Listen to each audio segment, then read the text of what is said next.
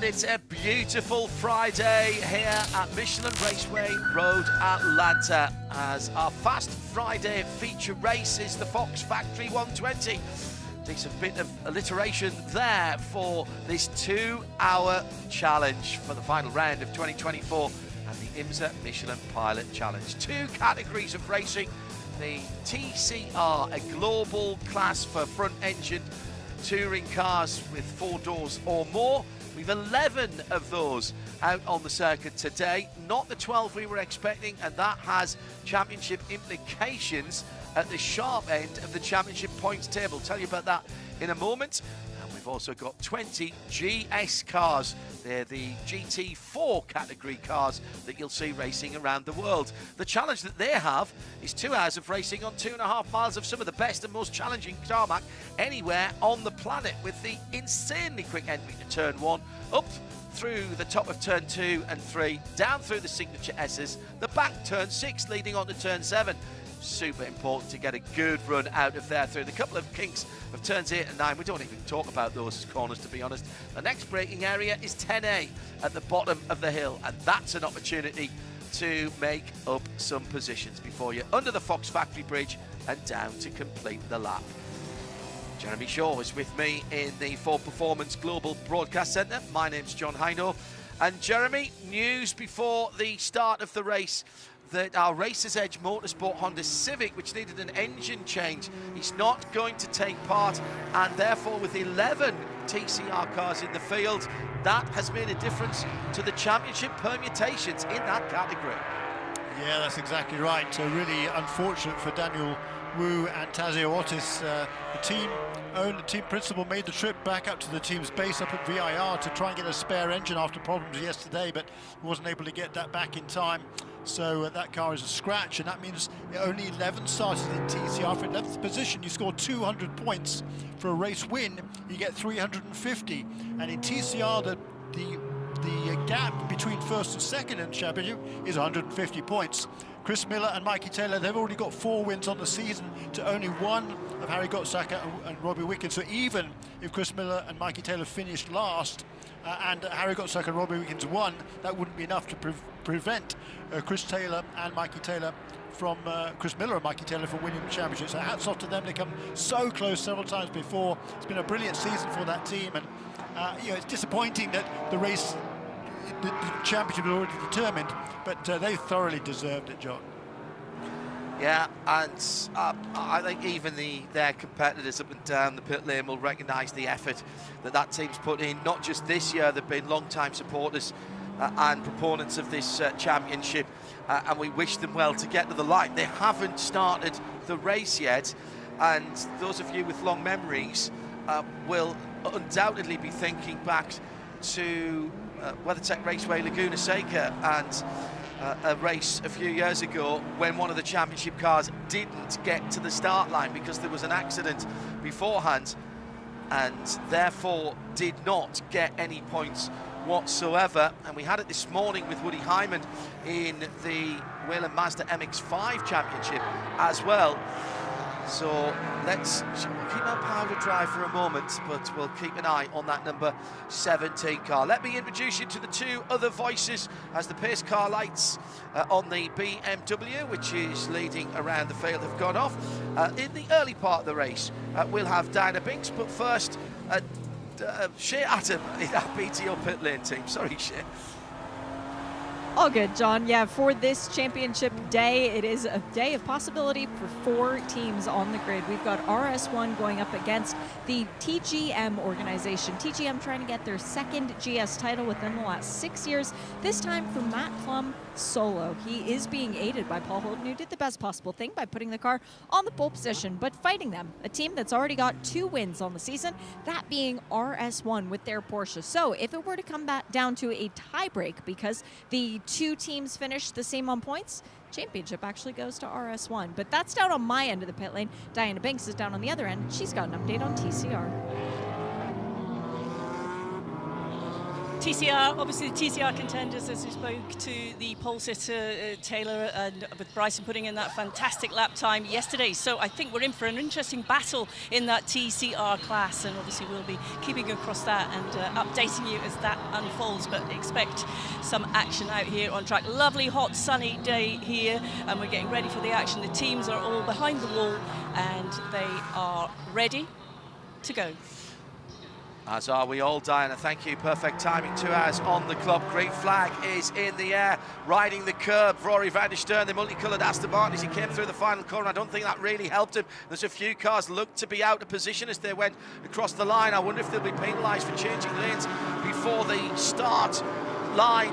Big crowd on hand here at the fences, 2, 3, 4, 5 deep as the TCR battle comes to the line with the Hyundais to the fore there. Front 2 rows of the grid, all Hyundai Elantras across the line now. Has the Audi gone through? Yes, it has. So we can now say the 17 car that has crossed the line for Chris Miller, as he's behind the wheel there, the Unitronic JDC Miller Motorsport Audi has crossed the line. They cannot now be beaten in terms of their points haul, even if they were to finish dead last in this championship. So congratulations to Mikey Taylor and to Chris Miller and the rest of the JDC Unitronics team. A long, hard fight over many seasons for that team to finally be crowned champions, and I'm sure a massive sigh of relief from everybody in that team that finally they've got that one cracked. At the front of the field, a dive for the top spot is the number 13 Sam Paley driven Michelin Racing Mustang. Goes through into the lead, but it may not last long. Is there going to be a lunge into the final corner? That would have been very brave by Paul Holton. He decides against it. So it's Sam Paley who leads at the end of the first lap. Great start there by both of the pole sitters, and they had to be mindful. It's tricky, that start line, because particularly if you've got to jump on the guy on the outside of the front row, it's very easy to find yourself just tracking across the left-hand side of the road. The start line is actually around the corner, so if you're out in front and you track out to the left-hand side of the racetrack on that right-hander, that would be deemed to be changing lanes. So both of the pole sitters are very careful not to do that. They've plenty of room on the outside, even though they were clearly ahead as they took the flag to start this race. So clean starts up at the front. I don't know about farther behind, but at least for the leaders in each of the classes, no problems. And great pass there for Sam Paley, making his debut in this championship. Lots of experience, of course, in all sorts of different cars for the youngster, 22-year-old from Kentucky, but he's made a great pass there to take the lead for Paul Holton, who at this stage in the race, John, I'm sure all he needs to do is keep that car clean, hand it over to Matt Plum. Well, as we mentioned, we only needed to get the 17 Audi of JDC Unitronics to the line. It's come through a couple of times now in 7th position. Shea Adam, was that a massive sigh of relief for everybody on the box? And exhale, Mikey Taylor, 2024 TCR champion. First off, congratulations. Now the goal, just go out and win the race? Yeah, I mean, it's just such a relief to be able to get that out the way, and we can have some fun today. Everyone's done a great job, and last couple races have been very stressful, but just happy to be here. This championship's been a long time coming for you and Chris Miller. Talk a little bit about what it means to you, because this is winning with a friend. It's just awesome. We put this program together about 4 years ago, and everyone here is just part of the family. I love driving with Chris. He's my best buddy, and everyone here is just great human, and that's what it's all about, the human aspect. I love working with these guys, and it means a lot for us to reward everyone's hard work, and we've put the hard work in over the last 4 years. We really have, and now it's come to fruition, but it's always been there, and just happy to be here. Congratulations, go earn some champagne. Thank you, appreciate it. Not till after he's driven his stint, obviously. Couldn't be happier for them. I spent a couple of 3 very happy days of hard work, it must be said, at an Audi North America event in support of the MLS All-Star game at Columbus, Ohio with Mikey. He was looking after the squad of very talented drivers, of which I must admit I wasn't one. I was doing the talky bits, but we had a great time in amongst the hard work, and we had a couple of interviews from Mikey on Midweek Motorsport over an RS1, and that's really nice. And if proof were needed, Jeremy, that sometimes in racing good things does happen to good people. Although we've got a problem for, oh my goodness, that was the lead car. That's Paley's car. That is the number 13 Michelin Racing Ford Mustang. It's going slowly. They just about crawled over the top of the first hill at turn 2. He's dutifully staying out of the way. That's very, very considerate driving by young Sam Paley. He's come up through some of the IMSA Development Series. Did a lot of great racing in Whelen Mazda MX-5. He's been in the Mustang Challenge, the brand new Mustang Challenge from Ford Performance this year, and he's pulled off at turn 5 into the cutout. This is an awful start after a brilliant overtake to take the lead, and Paul Holton then for Team TGM, Jeremy, back in the lead. Yes, he is, and what a heartbreak for that team.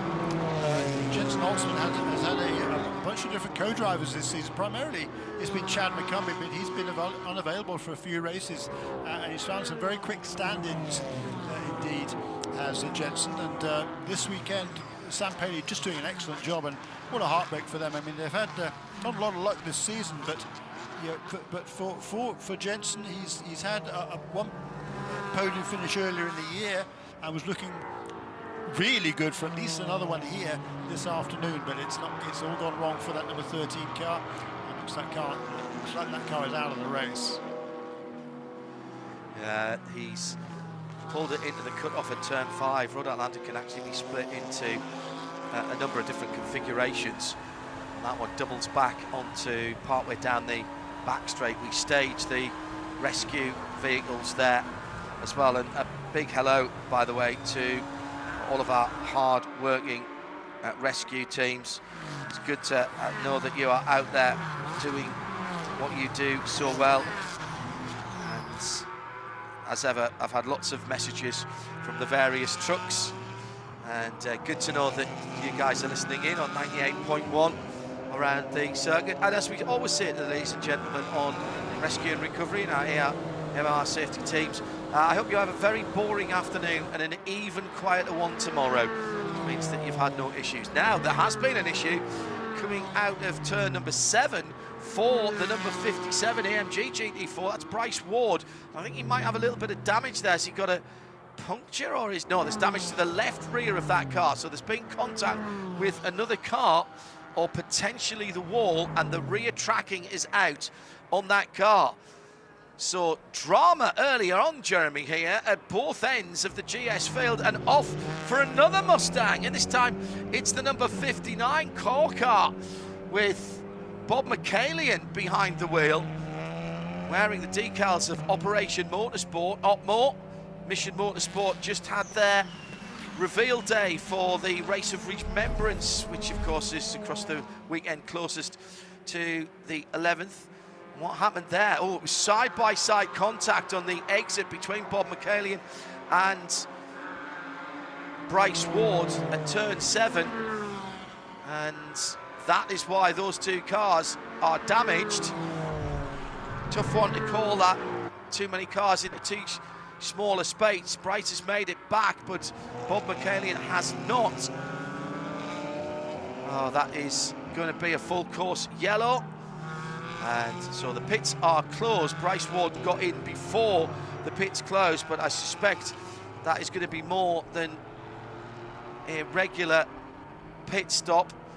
Shea Adam is at that end of things and is seeing a rather sideways number 57 AMG coming towards you, Shea. Yeah, this is done. The left rear suspension is completely broken. The wheel is at a very jaunty angle, whereas the 7 o'clock, if you think of it as a full circle, is pointing out away from the car. That's not how it should be. So they have just refueled it. Not entirely sure why, because this car is going to have to go back behind the wall. It's been a bittersweet year for Windward Racing. They've had some good races. They've had some great races. And then they've had some that they really would rather have not happened, including Dana Morad's home race at CTMP. So this is going to be, they're going to try and attempt to fix it out here on the pit lane, but I don't know how, because the brake rotor is facing completely the wrong direction. Meantime, sorry, Jeremy, go ahead. Well, no, I was just going to say, Bryce Ward, he's had 4 podium finishes this season, lying 5th in the championship points coming into this final round, so it's been a really good season for them. They've had some bad luck, as Shay was saying, certainly, but they've been fast pretty much every race, and that's really unfortunate to get together there with Bob Michelin, who drove this morning in a different number 59 car in the VP Racing Challenge race. He started from the back, moved his way up, got the fastest lap of the race in GSX. So he was on good form this weekend, and unfortunately those two got together and both out of the race, it would appear.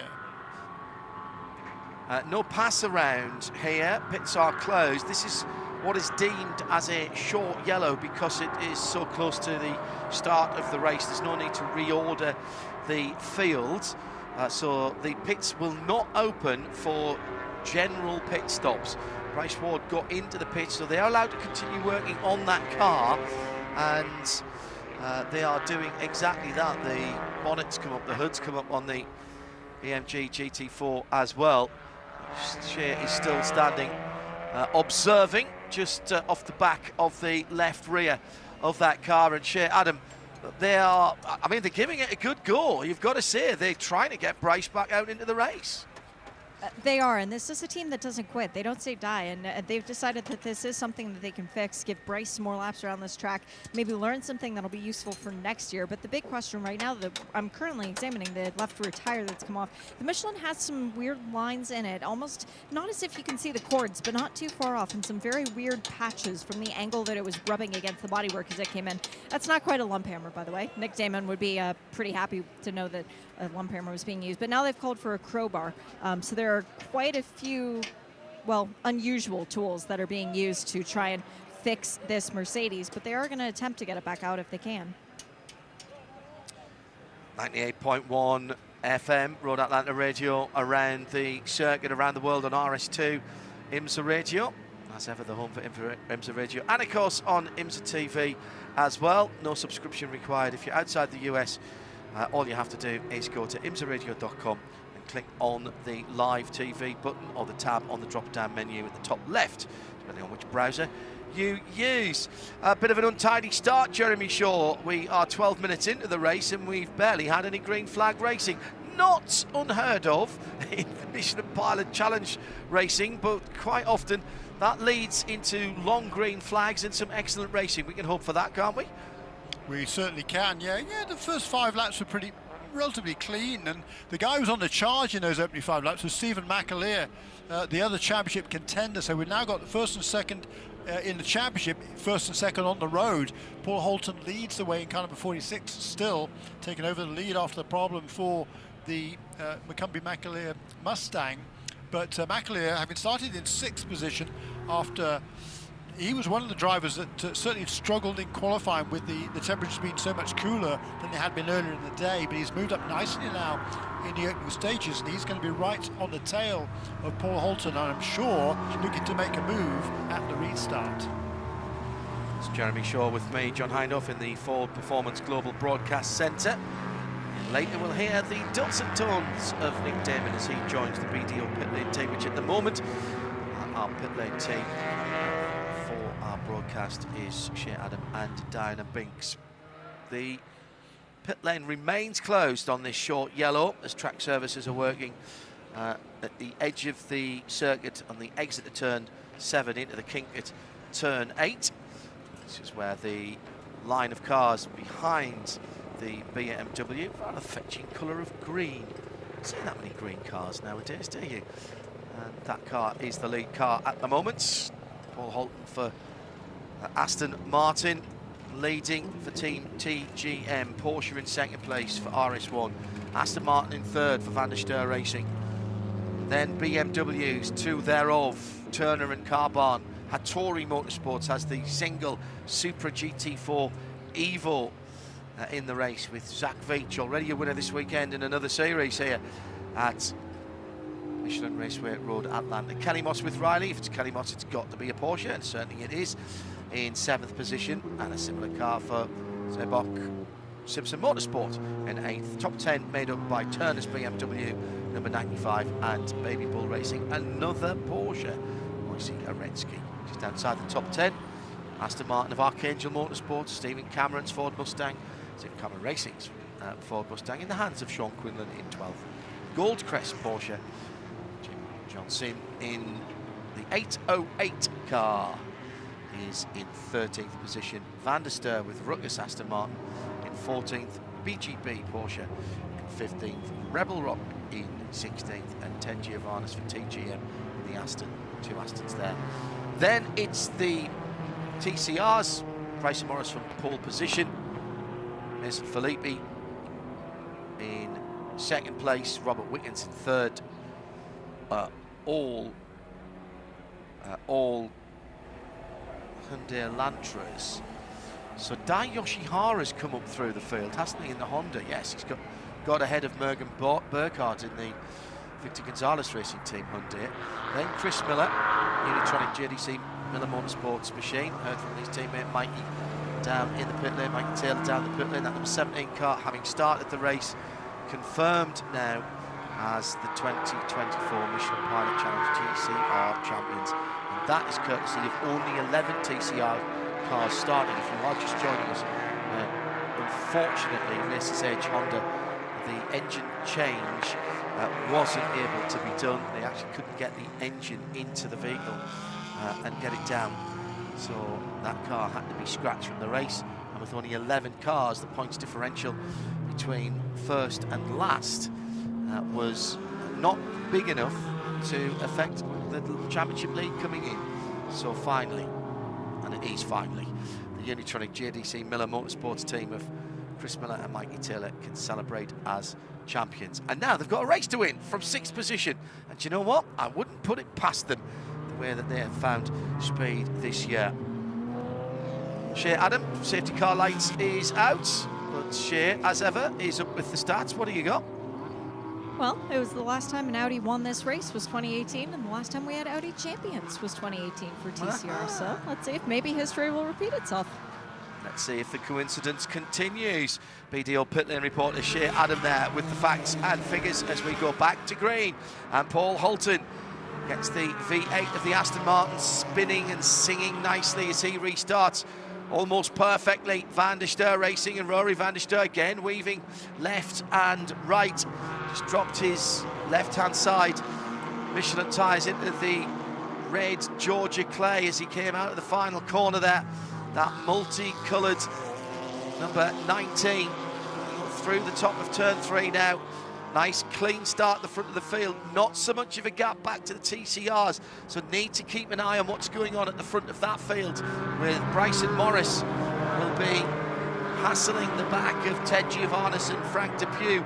And we have the first penalty of the Pilot Challenge here this Friday afternoon, and it is for the number 59 Bob McCallion core.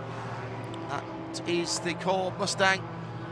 57, incident responsibility with the 59. So Bryce Ward adjudged to be the guilty party there at turn 7 in the opening stanza. So he, once that car is repaired, will have to come through for a drive-through. Currently, that car still in the pit lane. Meantime, at the front of the field, the battles continue, and Stephen McAleer for RS1. Jeremy said he was going well in the Porsche Naples Cayman, and he has just taken the lead. There was a half an opportunity for Paul Holton to go back through, but he thought better of it, and Rory Van der Steur, the lap is 2.5 miles. He's doing about 2.7 miles, Jeremy, with all the weaving around he's doing in 3rd place.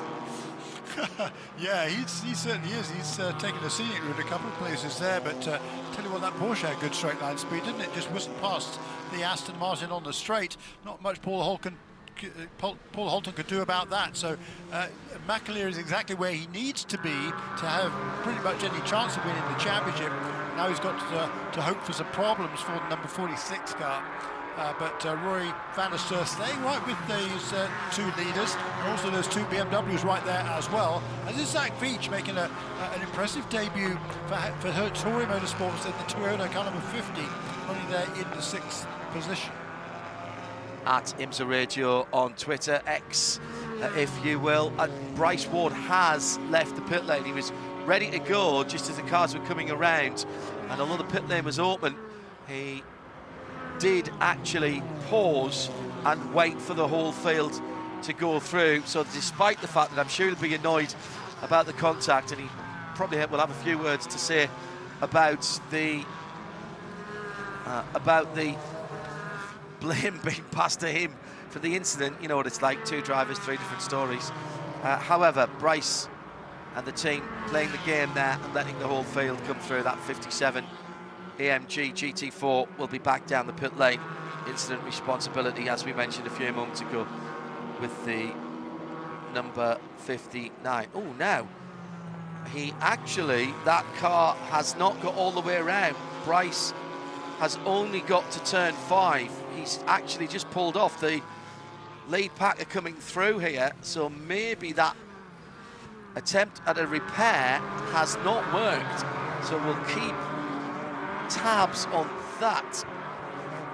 So he has joined the Sam Paley Mustang in the runoff there at turn 5. Get a report on that as soon as we can. The lead is at turn 7. Porsche, Aston Martin, BMW, Toyota, BMW, and 3 Porsches, and then a BMW. That's the top 10, Jeremy Shaw. And the top 3 are going at it hammer and tongs. Did I doze off in the middle of this or fall through a hole in the space-time continuum, and this is actually the last lap? Yeah, really, it's really interesting battle between these top 7 cars now, because there's the Porsche of Michael McCarthy making a move, I think, on Sean McAllister going into the chicane. So these top 7 cars, nothing to choose between them whatsoever. A couple of Aston Martins, a Porsche, a couple of BMWs, a Toyota, and Zach Veach actually moves up another position as well, so up into 4th now for the former IndyCar driver in car number 50. Beautiful afternoon. Air temperature 20 Celsius, that's 68 Fahrenheit. Track temperature, Michelin's will be loving this, 27 Celsius, 81 Fahrenheit, right in the middle of the temperature range. Shea Adam can give us a BDO pit lane update on the problems for the Winward number 57 AMG. After they worked so hard to fix that broken left rear toe link, the car goes back out. It did have a twisted rear bar. It was bent up in the wrong direction, and the crew thinks that it finally gave way. And so they will get the car back, will Winward Racing, but they probably won't rejoin this one. So that's day done for the 57. Thank you, Shea. Early side-by-side contact with the number 59 Ford of Bob McCallion. Meantime, change for position as the Toyota number 50, Zach Veach, is fighting his way through. Just the one Toyota GR Supra in the race, and the Ineos car has got a bit of pace. Bright orange, nobody can say they can't see it coming, Jeremy Shaw, and it is coming. 3rd position and battling for 2nd. Yeah, I mean, each of the last couple of laps, Zach Veach has made up a position. He's now right on the tail of the Aston Martin, which is handling absolutely beautifully. That number 46 Team TGM Aston is really good through the corners. The Porsche is faster on the straights. I think the Toyota might be as well, so it's going to be a fascinating battle through turn 1. Paul Holter definitely closes on Stephen McAleer. It's only when they get to straightaways that McAleer is able to extend that gap just a little bit over the Aston Martin, but a fascinating battle up front between 3 different manufacturers. Yeah, we like to see the variety at the front of the field, and the technical squad do an absolutely brilliant job in balancing the performance between cars of very different philosophies. Now, Zach Veach has got a front row seat for the battle for the lead. Round the outside for Team TGM and the Aston Martin at the bank corner, number 6. They're still side by side at turn number 7. Stephen McAleer tries to block the centre of the corner, but it looked like the Aston got a better run, and here comes the Toyota Supra. Which car does he pick to push to the lead when he gets to 10A? He's taking the left-hand side of the track. He might actually be able to do 2 for 1 here, and it's 3 wide on the back straight. 3 different manufacturers, and Toyota GR Supra was third, goes to second, goes to the lead, and it is the bright orange of the Enios Toyota Supra and Zach Veach who takes the lead with 1 hour and 36 minutes to go in the final Michelin Pilot Challenge race of the season. Top quality entertainment. Wow. And Stephen McAleer all of a sudden finds himself down in 3rd position and under pressure for maybe even from Rory van der Steur as well, who's now himself dropped a couple of positions. So there's a lot of shuffling of the pack going here, but it's Zach Veach. What a move. I mean, that Toyota has some straight line speed. He took full advantage of it. And Stephen McAleer, the big loser there, went from 1st to 3rd and almost 4th or 5th. Well, I know that the battling was going to slow down the leaders, and I was kind of wondering where Zach was going to put his affiliation to see who we could push to the lead and maybe get second. He did way better than that, got a great run out of turn 7, realised that the double pass was on, and Stephen McAleer with a poor exit from 7 and then a worse exit from 10B. As Jeremy said, getting pushed down, so close to touching, but I didn't think there was any touching at turn 7. And whilst they were scrapping between them, Zach Veach looking at the opportunities, track looked blocked ahead of him. I'm not sure that I would have made that decision to go all the way up the inside. He could have easily found himself being pushed onto the grass, but he toughed it out. That was a move and a half. Actually, no, it was 2 moves, wasn't it? Because that was the positions that he made up. And not only did he make the positions, Jeremy, but he quite easily got it stopped. It's not as if he was squirrely or having any problems at turn 10. The way he saw that unfold from the exit of 6 through 7, neither of the cars ahead even made friends with the apex of turn number 7. But he's 2 or 3 cars back, and I felt sure he had to pick somebody to follow into turn 10. Zach Veach had other ideas.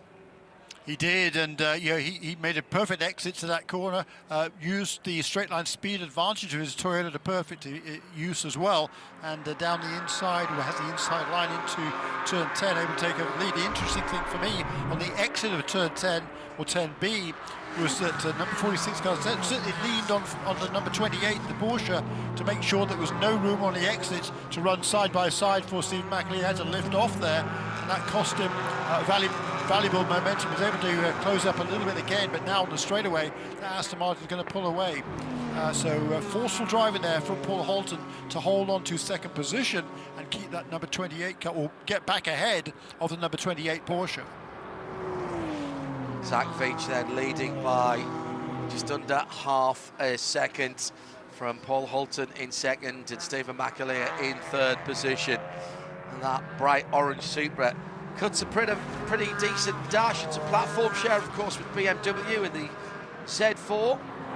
The BMW weapon of choice here is in 4th position with the M4 GT4. There is an Evo version of that car out. We don't have that car yet here in Michelin Pilot Challenge. Slightly different bodywork and a different headlight signature marks that car apart. Then behind that, it's another Porsche. It's the number 91 Mike McCarthy driven Kelly Moss car. But right now, we are settling in for proper Pilot Challenge racing. Huge crowd here. There is not an RV or camping spot to be had this weekend. General admission still available for Saturday's race if you are within striking distance and want to make the drive. Weather forecast set fair.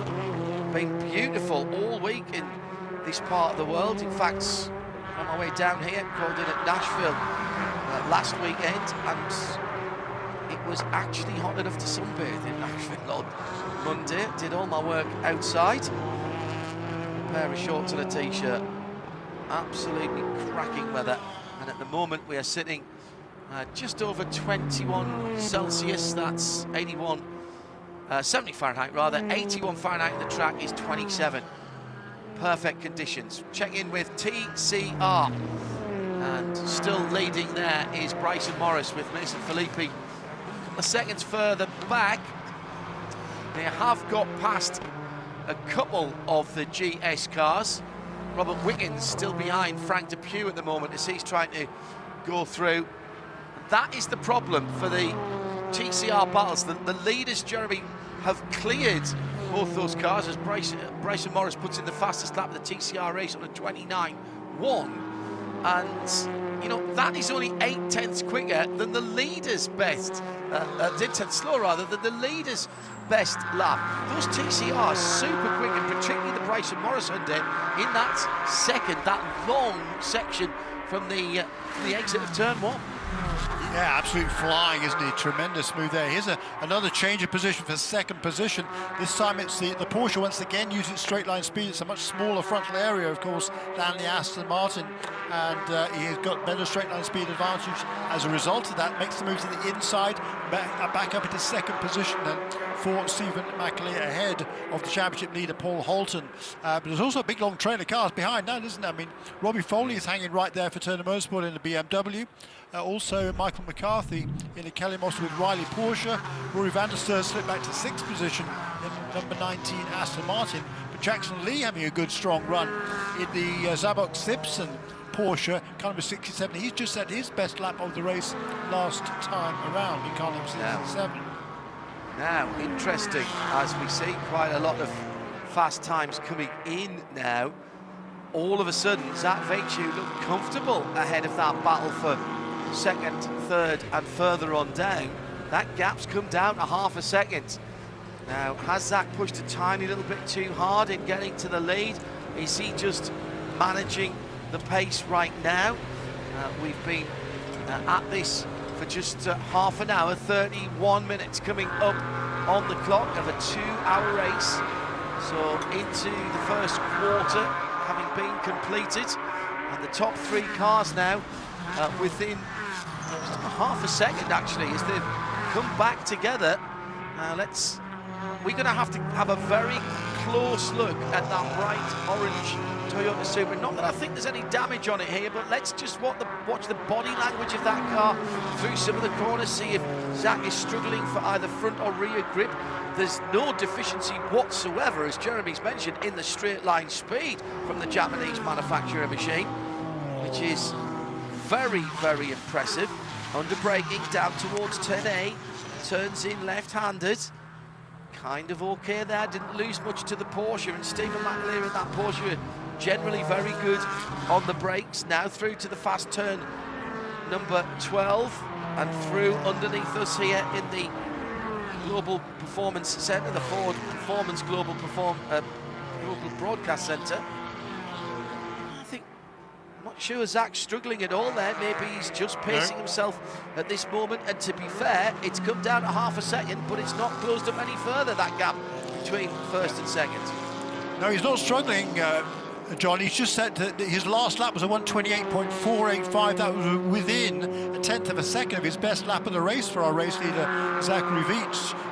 So, you know, he's certainly running a good, consistent pace there out front. McAleer's lap times have been a bit more variable.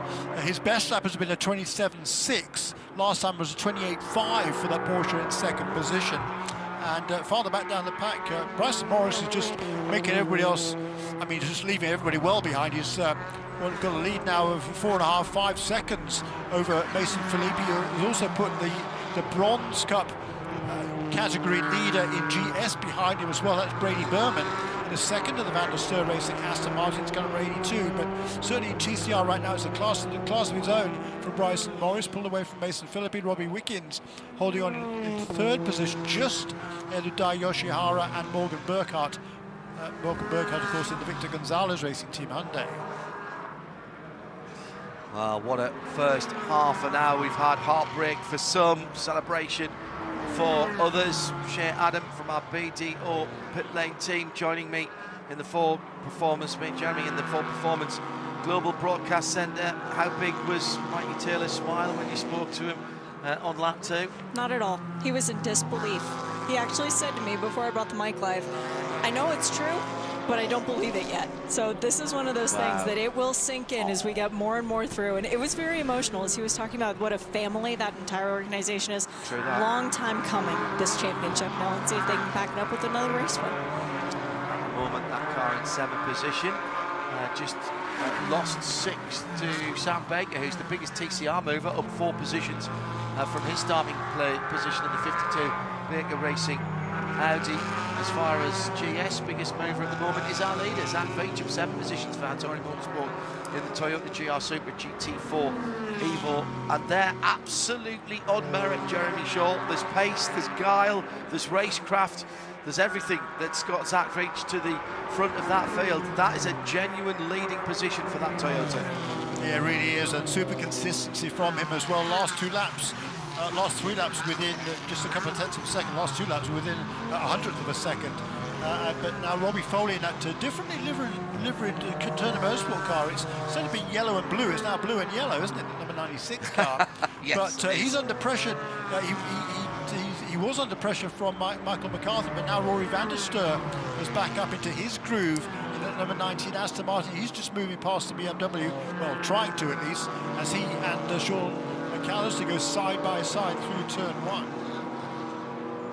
I do have an update on the MMR Mustang that stopped out on the racetrack. I checked in with the team on the way up to the booth, and they believe it was some kind of a drive shaft issue. But the reason I checked in with them was because as I heard the car go by the lap before it expired, it sounded like it had a very clunky gearbox. So they said they won't ultimately know what happened until they get the car back, which it's in the process of being retrieved. So they should have an answer for us before the end of the race. That car was leading in the hands of Sam Perley, who made another very decisive overtaking manoeuvre in his debut in this championship. Learned his craft in some of the development series, MX-5, and he's been racing in Mustang Challenge as well this year, to some effect. Right, now here's the first bit of excitement for the leader as he goes through and passes some of the TCR traffic. Pegram Racing and Riley Pegram in the 72 Audi, making sure he was not a factor in the battle for the lead. Good heads-up driving there for her, should I say, in that car. Riley watching the mirrors, and no doubt the team telling her to make sure that she was aware of what was going on as the leading trio came through. And they're still equidistant, Jeremy. Yeah. I mean, they are, aren't they? Yeah.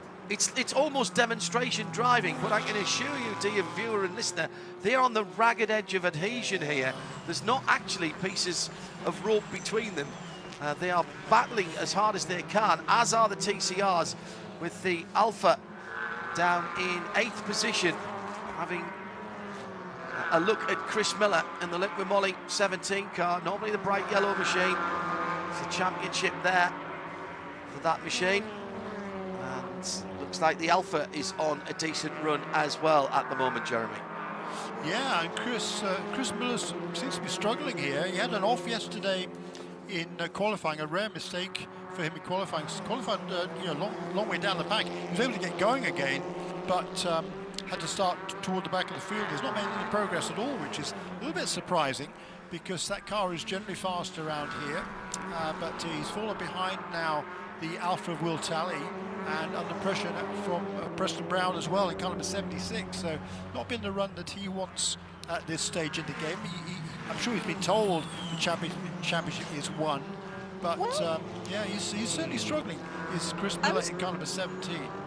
I was just going to postulate about that, Jeremy, because has anyone actually told him the championship was won? It was one of those things that they didn't know on the pit wall until we'd said it over the PA, that because there was the withdrawal, that mathematically they couldn't lose the championship. So I'm wondering if maybe Chris thinks I need to drive this as conservatively and as safely as I can, and when Mikey gets in the car, we will see a different attitude, since he's already been reassured. Yeah, absolutely. It is a numbers game. What about this drive at the front of the field from Zach Veach?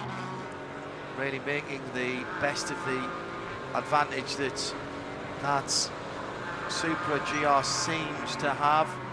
We have had Hattori Motorsports car, excuse me, winning up in Canada, and I'm sort of surprised we haven't seen one or two more of them. We see them in Europe and in some of the South American championships as well. Toyota Gazoo Racing, that's the GR. Gazoo Racing is the overarching performance racing side of Toyota, whether that's World Rally Championship, World Endurance Championship, or any of the other race programs that they have. Somebody asked me the other day what was Gazoo and what was Gazoo Racing, and the simple answer to that is Aki Toyoda, the man who is Toyota and Toyota. It was easier in the Japanese characters to have Toyota rather than Toyoda, although that is the family name, and it made for a better logo. He, many years ago, started one of the very first online car sales, internet car sales, and that was called Gazoo. And he was years ahead of his time, and Gazoo Racing came out of that. So I asked somebody from Toyota.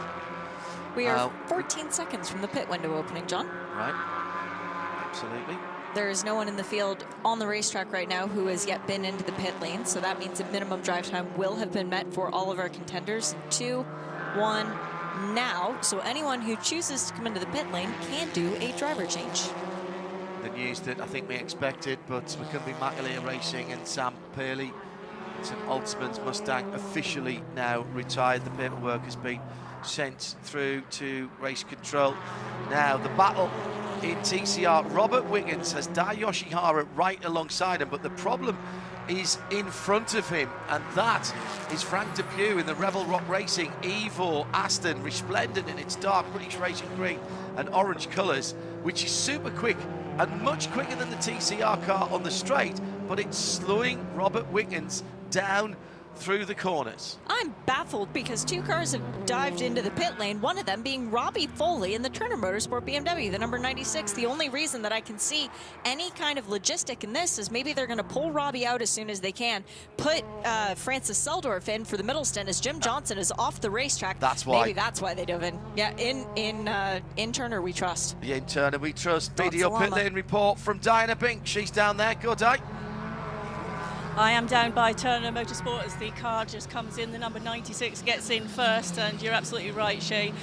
Robbie is getting in. A quick pit stop by the drivers, their team here changing the tyres, and right behind them, and the one behind that, Robert McGuinness is jumping in for Turner Motorsport in the number 95. So quite a synchronised pit stop and driver change here with the full service.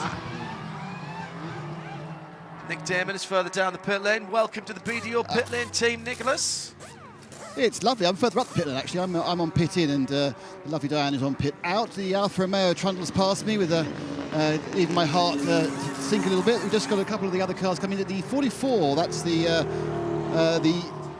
Porsche, that has a complete stop, and it's out again. And the 72 Alfa Romeo, Audi comes to my feet as well. Just further down the line, we have a couple of the other. We have the 71 Aston Martin, but it does seem like kind of half decided to and half decided haven't. But there are pretty other drivers over the wall waiting for their car to arrive now, so we may see several more in the next lap. Full course yellow is out for the 808 Jim Johnson Goldcrest Motorsports Porsche, and that is what started this pit lane dive. I'm just seeing Stephen McAleer was a second late. I think he'll get away with that because you are given a little bit of leeway because of where you have to commit. Let's see who else came into the pits. No, I think we're fine after that, Shay. This is a championship battle playing out in pit stops right now. Paul Holton getting out of the number 46, handing over to Matt Plum, who leads the championship on his own. New tires going on to both cars because behind them, the RS1 Porsche, the number 28, is getting Trent Hinman installed. Those were scrubbed Michelins going on the left-hand side of the TGM Aston Martin. Interesting that they aren't using the set of stickers they had leaning up against the wall the last time I drove by. I would imagine it would be the sticker tires for Trent Hinman, so it will be a little bit quicker for the Aston Martin to get the heat in the tires, but it should fall off a lot quicker than the Porsche, and the Aston Martin, despite coming in behind the Porsche, gets out ahead of it. Let's head to our BDO pit lane team for an update on those pit stops in this first full course yellow that has allowed the pits to open. We'll start with Dinah Binks. The Trent Hinman and RS1 team, the number 28, that came in and did a pit and stop and driver change, all quite slick down this end of the pit lane, quickly getting back out onto the track. There's no other cars in the pit lane now, they're all back out there, although we are waiting for the number 77 in the TCR class to come in. That's the Brian Herter Autosport car, and it's Bryson Morris behind the wheel now, and Taylor Hagler will be jumping in when he gets into this pit lane. And the good news is that the 808 is moving under its own steam. The bad news is there's rear suspension damage to the right-hand side of Jim Johnson's car. Now, this was just coming out of turn 10B. Got a little bit too excited on the accelerator, spun across the track and just clipped the wall right next to the camera. And the very fetching colour scheme on that car, the Goldcrest Motorsport machine. This is another driver who, Jeremy, comes from the music industry. We've had a few really cool colour schemes recently that have been inspired by or coming from people who are musically talented in some way, shape or form. Yeah, very much so. A Grammy-winning producer is Jim, and he doesn't race very often these days. He was one of the founders originally of the Rebel Rock name when they were racing ST cars quite a few years ago now. So great to see him back again. He was having a nice run too, was Jim, just outside the top 10. He was running in 13th position, but dicing away there with the number 43 car, Sean Quinlan. But unfortunately, he had that spin, and that's going to put him a lap down. So unfortunate for him, and unfortunate also for Zach Veach, because this not being able to stop right now could be costly. Of course, all those cars that have made a pit stop now in GS, they are going to need one more pit stop to get to the end, whereas if number 50 car can stay out, and if this caution is long enough, which I don't think it will be, then conceivably he can get to the end with just the one pit stop, but I think that's pretty unlikely at this stage. I was going to ask you, Jeremy. Number 28 and 46 were really lucky to get in just before the pits closed. Yeah, that would have been a call from the pits in. If you can get in right now. There's a yellow coming. It's rear right suspension damage for the 808 car. Nick Damon is there with this BDO pit lane report. Nick? Yeah, that's had a pretty substantial bang up the backside. Obviously, I think he had a spin, so from the fence, it's crushed the right-hand sides of the crash structure for the back of the car. It's squidged the exhaust as well, and it made a fantastic mess of the tyre, it has to be said, as suddenly everyone is released and into the pit lane, and the cars scream past me, including the leader, who's just one garage ahead, or one section ahead of this 808. And it's a full services driver change for the 50 Toyota. The seat is thrown out, the fuel bottle, which is being manually put in. It must be a couple of the stops I've seen. The fuel hose has been quite leaky, actually, but this time it's all going in where it needs to go. The whiz of the tyre guns, of course, because, of course, it's a 5-nut on GT4. It's got a single, you don't get a single central spine. You had 5 nuts in each one. The nuts, of course, already, the secondary wheel, the replacement wheel, are already kind of like lightly Loctite in position. And they're getting a fuel splash on the removal of the petrol. But interesting, they've got a slow front left on the leader, so I think they've taken a bit of extra time. I've seen a couple of other cars drop down and go, so I think they've definitely lost the lead here in the pits, John. And down and away, having run over a little bit of bodywork, which I think had come from the 808 car on its way in. Hopefully that hasn't done any damage. Hopefully it was just bodywork, because if it was any kind of pit equipment, it's a penalty for both teams involved. So it would be a penalty for Goldcrest for leaving pit equipment unattended, and a penalty for the 50 Hattori Toyota for subsequently hitting it. So the Toyota GR Supra came in the lead. We have Gabby Chavez in that car, and he got out very quickly indeed. A great drive, the biggest mover in the first part of the race from Zach Veach. He's with Nick Damon now for this BDO pit lane report. Zach, that must have been a pretty exciting first 45 minutes for you. Yeah, first time in a GT4 this weekend, so we're learning with every lap, but it kind of came to us at the start there.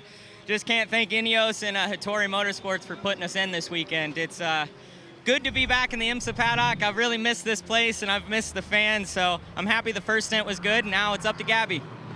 You took the lead in a pretty impressive way coming into 10A and 10B. Talk us through it. Yeah, I wanted that outside lane to open up, and the Porsche kind of knew it, so he stayed there. Once I had like 3/4 width of a car, I figured the other half could be in the car.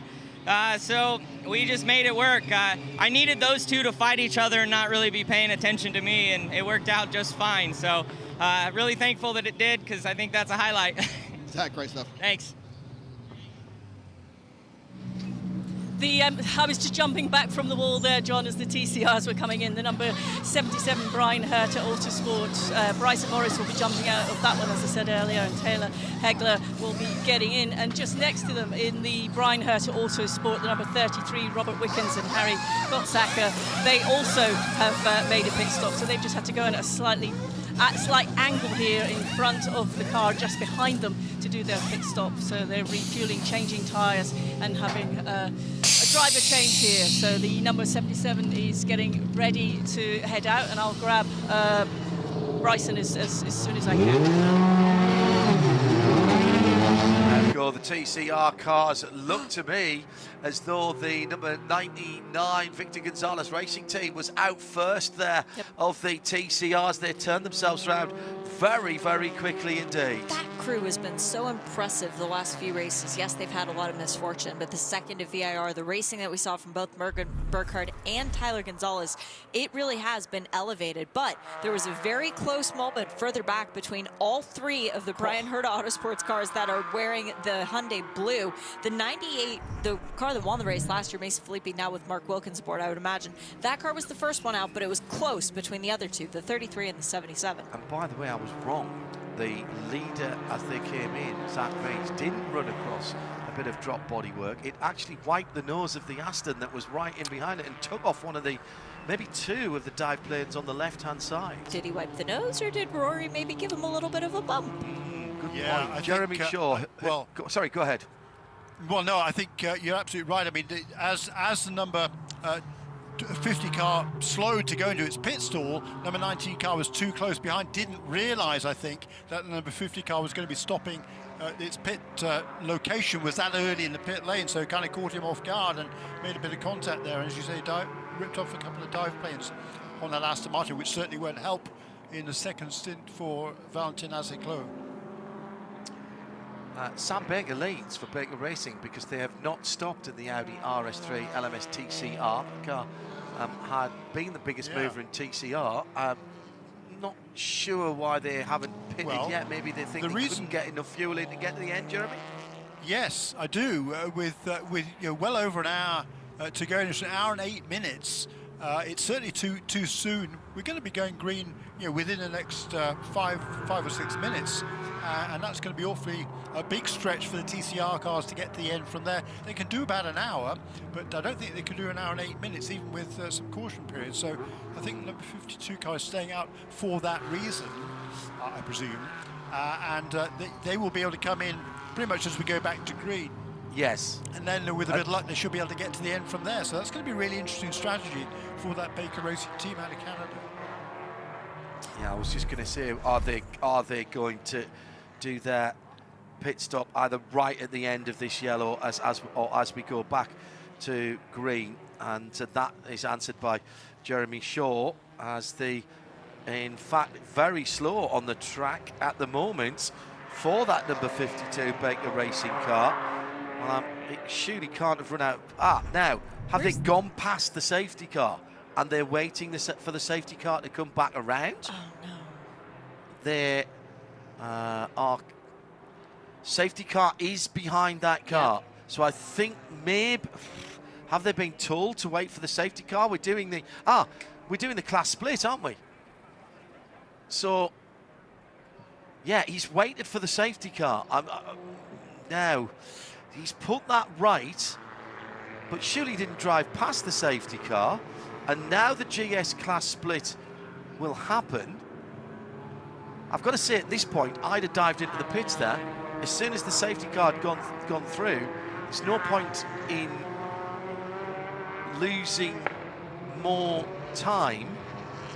So all the TCR cars will go past Sam Baker, who was scored as a leader,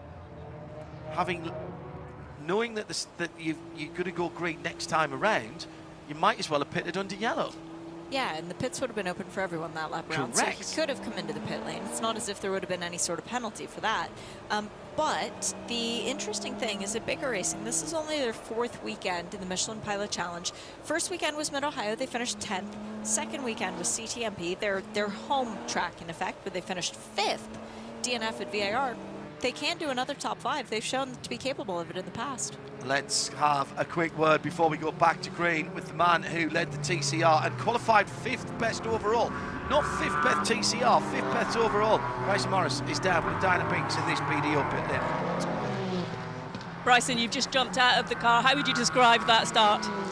Yeah, I thought it was a really good start. I could see the gap was building quite nicely. I was able to get through the traffic easily. You know, the GS cars are playing nice, so thanks to them. But yeah, it was a really good opening stint. Got out of the car a little earlier than I imagined with the yellow. But yeah, now Taylor's in the car to finish the race. Was it important to sort of were you keeping the class sort of, you know, championship in your mind as opposed to anything else? Yeah, I mean, for me, I know that unfortunately the championship it can't be won at this point. So I was trying to go out there and do my best for the team and yeah, for myself as well, and trying to have as good of a stint as possible. And I think, yeah. Well, superb job. Thank you very much. Dinah Binks on the BDA pit lane reports. Bryson Morris, what a qualifying session and opening stanza to the race for him.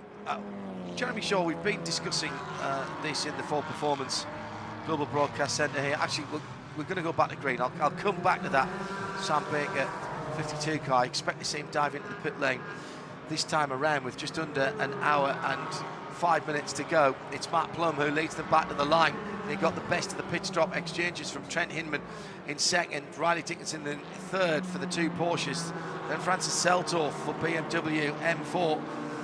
So the Toyota well down the field on the restart. The number 50 car in 10th position with Scott Blint, with Gabby Chavez, excuse me, behind the wheel of that bright yellow car. So they did not turn around the car as efficiently as some of their competitors. Don't forget there was that timing of the yellow as well that allowed the 46 Team TGM Aston and Trent Hinman's RS1 car to get in just before the yellow came out. I presume, Jeremy, that those GT4 cars, the GS cars, will need another stop, so that's why we would have been saving the fresh set of tyres for Trent Hinman for the end of the race. Yeah, absolutely right. They will need another stop. There's no way they can get to the end from here. And there in TCR, by the way, is the number 99 car, Tyler Gonzalez, taking over from Morgan Burkhardt. He slides past Sam Baker to take the lead in TCR with a big train of cars behind him.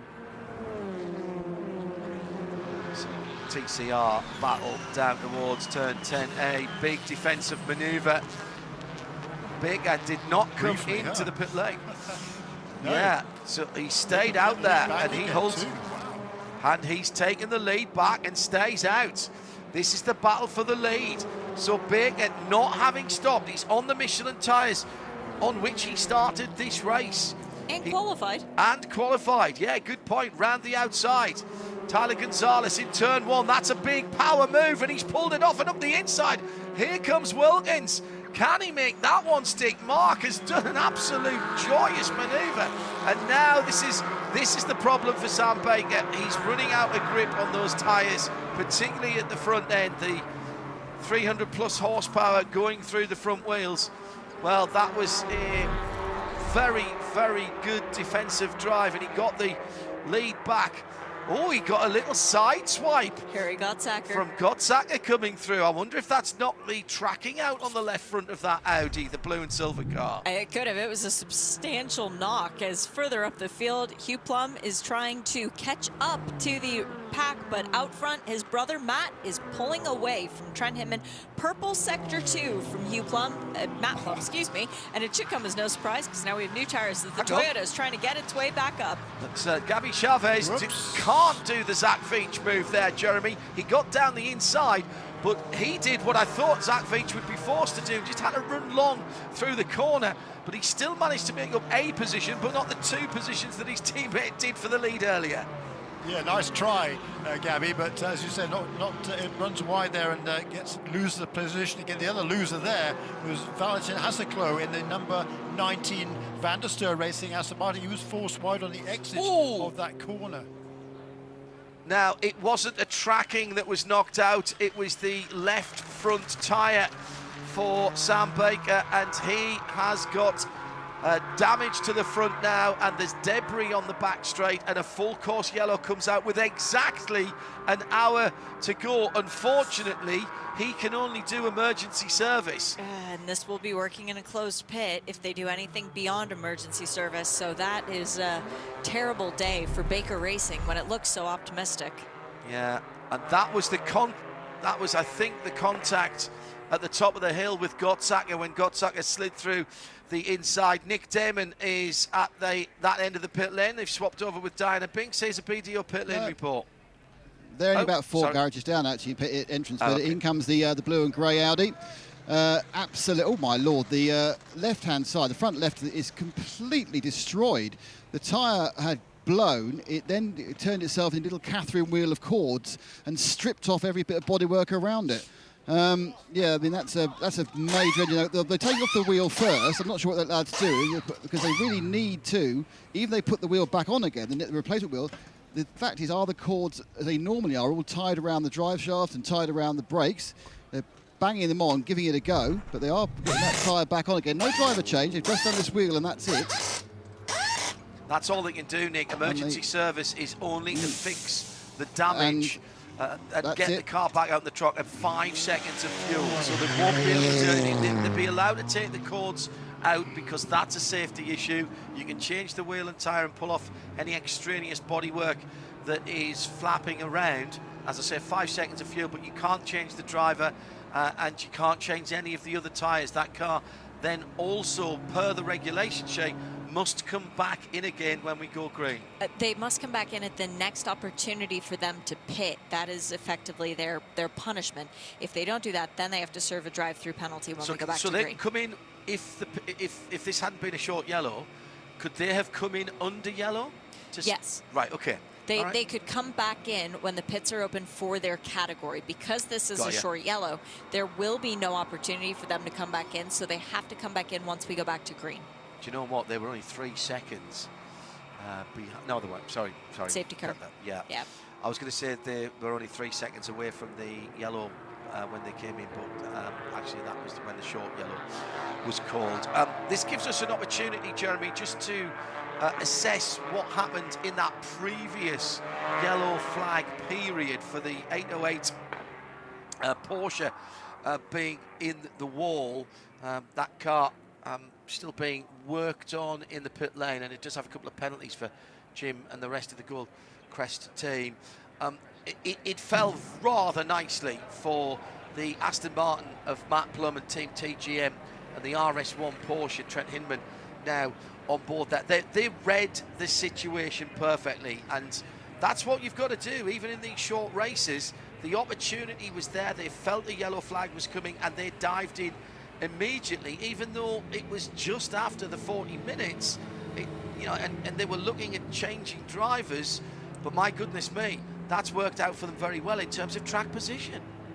Well, it certainly has, and I mean the number 50 car was ahead of both of them and elected not to come into the pit, so that's cost them that track position now. Gabby Chavez down in 8th position. He's made a position, or actually 2, since the restart, but he's got some work to do now to get back up to where Zach Veach was during that first stint. So it's going to be a fascinating race from here. Matt Plum on that one lap of green flag before we went back to yellow again after the bump for number 52. Matt Plum did set the fastest lap of the race overall, as incidentally in TCR did Tyler Gonzalez, who leads now for Victor Gonzalez Racing Team in color 99. So 2 fastest laps there for the respective class leaders right before we went back to yellow. And none of the TCR cars, I don't think, came in because the pits were closed.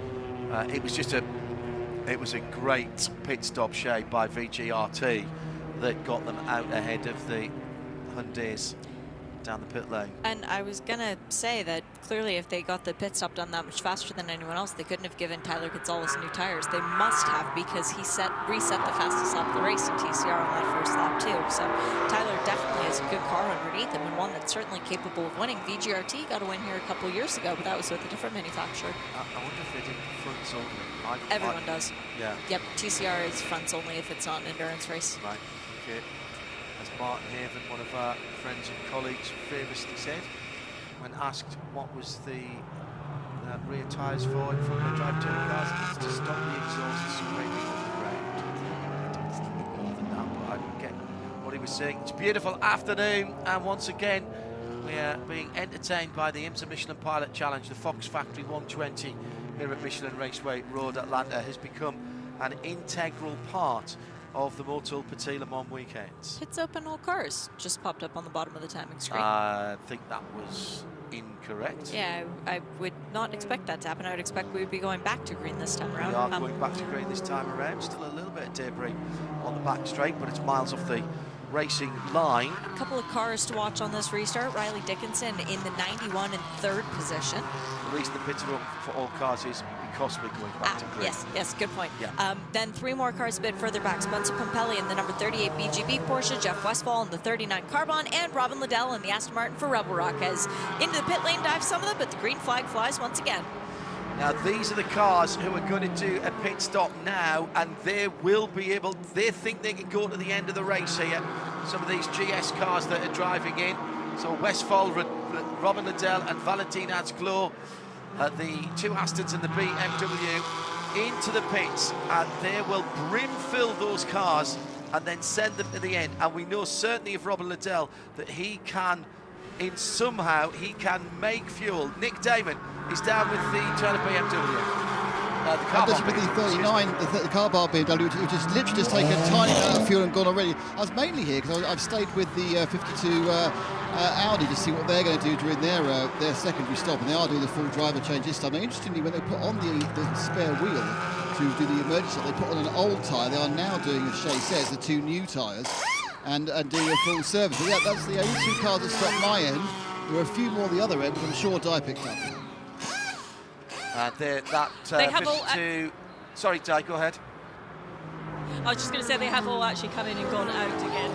It was quick by the time you were having a chat to Dick there. So my area is clear at the moment, although we are still waiting on the 55, it looks like, to come in. The team are ready, and the number 88, maybe not the 55 they've been in, but the 88 looks like it's getting ready. 55 is the Go Racing Audi, and the 88 is the Baby Ball Porsche. Archangel Aston Martin. 88. Excuse me, yes, I'm reading the wrong line down. For those of you without an entry list, it's difficult enough even when you do. There will be 2 1-minute stop and holds for the number 52 Baker Racing car. It's not been their day, hasn't it? They thought they had pulled a strategic masterstroke, ran the red light at the pit exit. That will bring them in for a stop and a 60-second hold.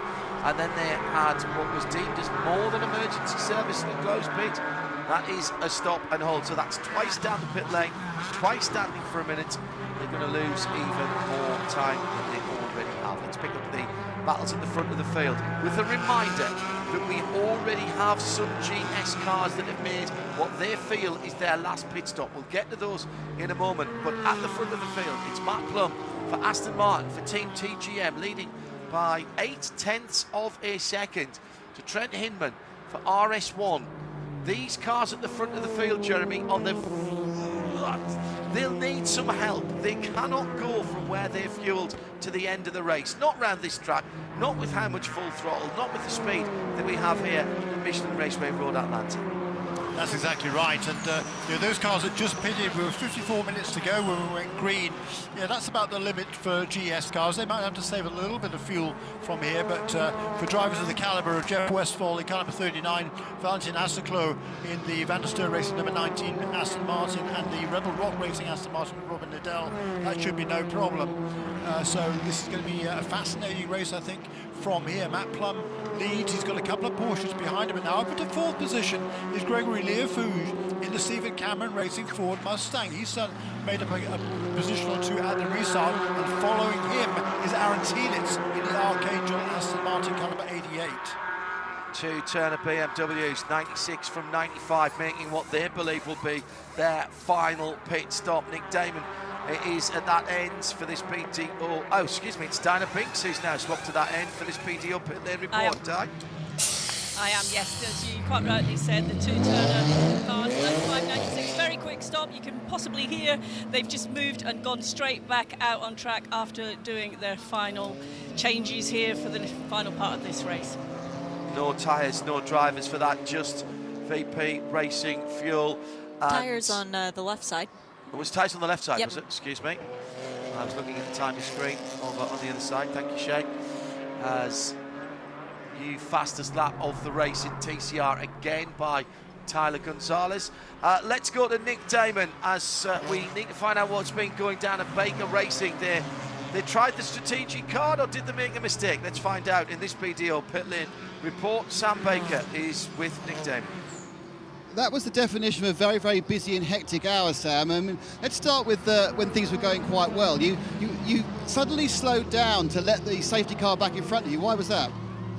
I didn't get the communication with the team in time to get the wave around, and I followed the cars. My mistake in the end, but we hear from race control, if I slowed down, let the safety car through, and still remain in position.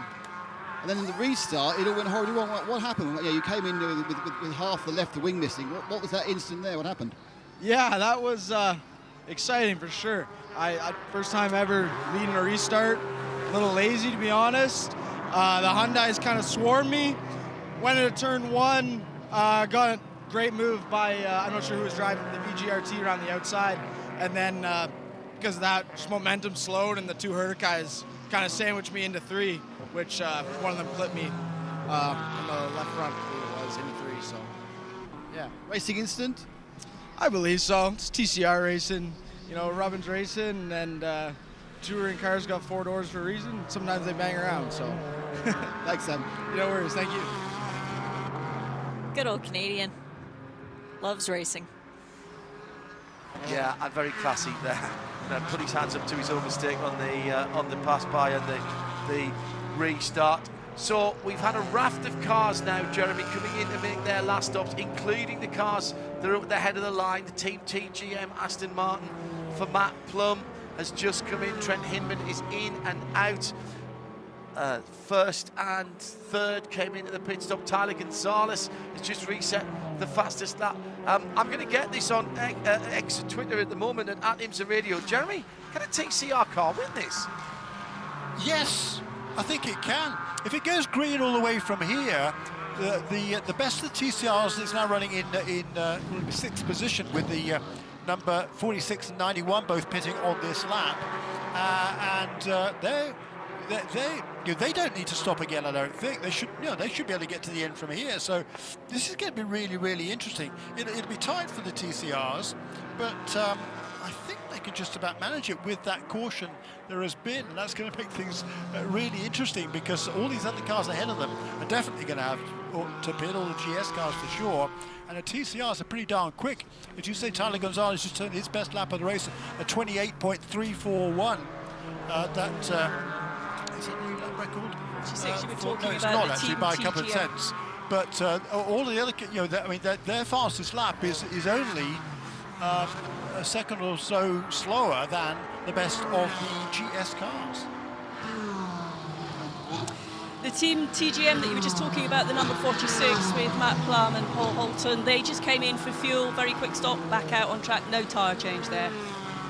And that will be their last stop as well. Then a raft of personal best laps coming in this time around. Baby Bull Racing lead with Michael Cooper yet to make their final stop. Gabby Chavez is now back up to second in the Toyota GR Super GT4 Evo.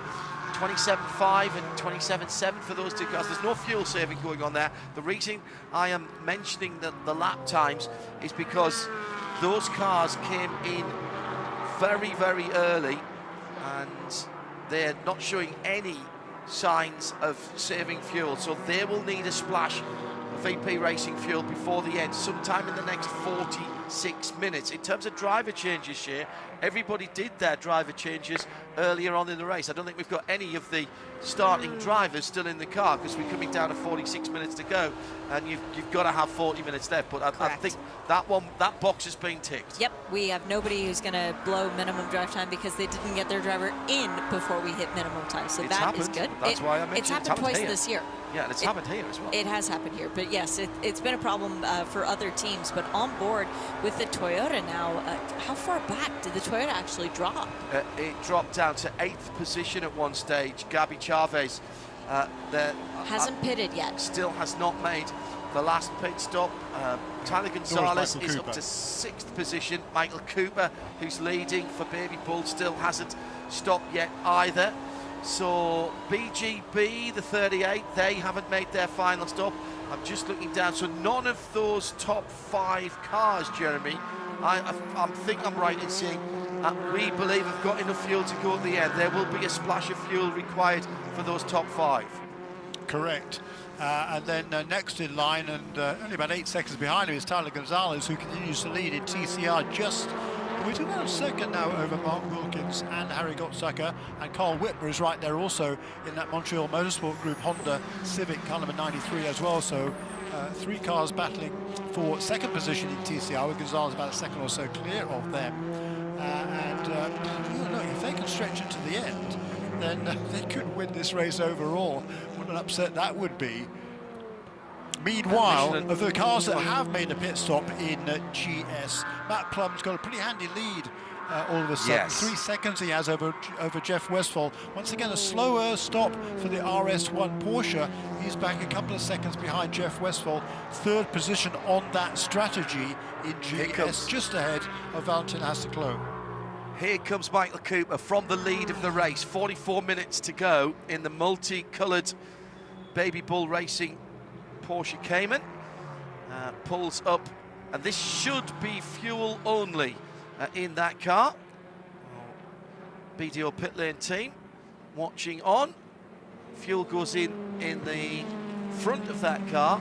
Quite often you see they're putting at least left side tyres on that car as well. Left side tyres, so that's the working side tyres. They have plenty of time to do that. Fuel's still going in. They might have been able to put 4 on. A little bit of a problem getting the fuel hose out, but that was left hand side and a full tank of VP Racing fuel. But there's a whole slew of GS cars that have gone by. He's going to join in somewhere behind Aaron Tielitz, who's just reset the fastest lap of the GS race with a 1:26.8. One thing I was going to mention, Jeremy, was Matt Plum is about 9 seconds away from the back of the TCR field, and he's got a good gap now. But of course, if he catches those TCR cars in the wrong spot, and the wrong spot is anywhere from turn 1 to turn 6, really, that could eat into the advantage that he's got at the moment. Yeah, so fascinating race at this stage. The number 50 car has now come into pit lane, so that will put Spencer Papelli into the lead of the racing car number 38, and he won on fuel strategy a couple of races ago. Overall did Spencer Papelli, along with Tom Collingwood. That was at VIR, so he knows how to stretch fuel, Spencer Papelli. I also remember him a couple of times running out of fuel in the late stages, but here is that Hattori Motorsports pit stop from the lead with 45 laps now completed. It seems to be a bit of a habit, isn't it? You come in there, you get your little splash of fuel to get the extra 20 minutes, but you also take the time to take some left-hand side tyres. Now, interesting, they've actually got the fuel in, but the car's gone down, it's not gone away. So they've had 2 slow stops, in fairness. They came in the lead after 40 minutes, lost 10 places, but that was because they seemed to have an issue on the front left. This time it just seems to be generally not very quick. So something to practice in the off-season for the team. Yeah, make sure they take the right pit exit as well. Got to go all the way down. Headlamps are flashing because they're on the pit lane speed limit on that bright orange car.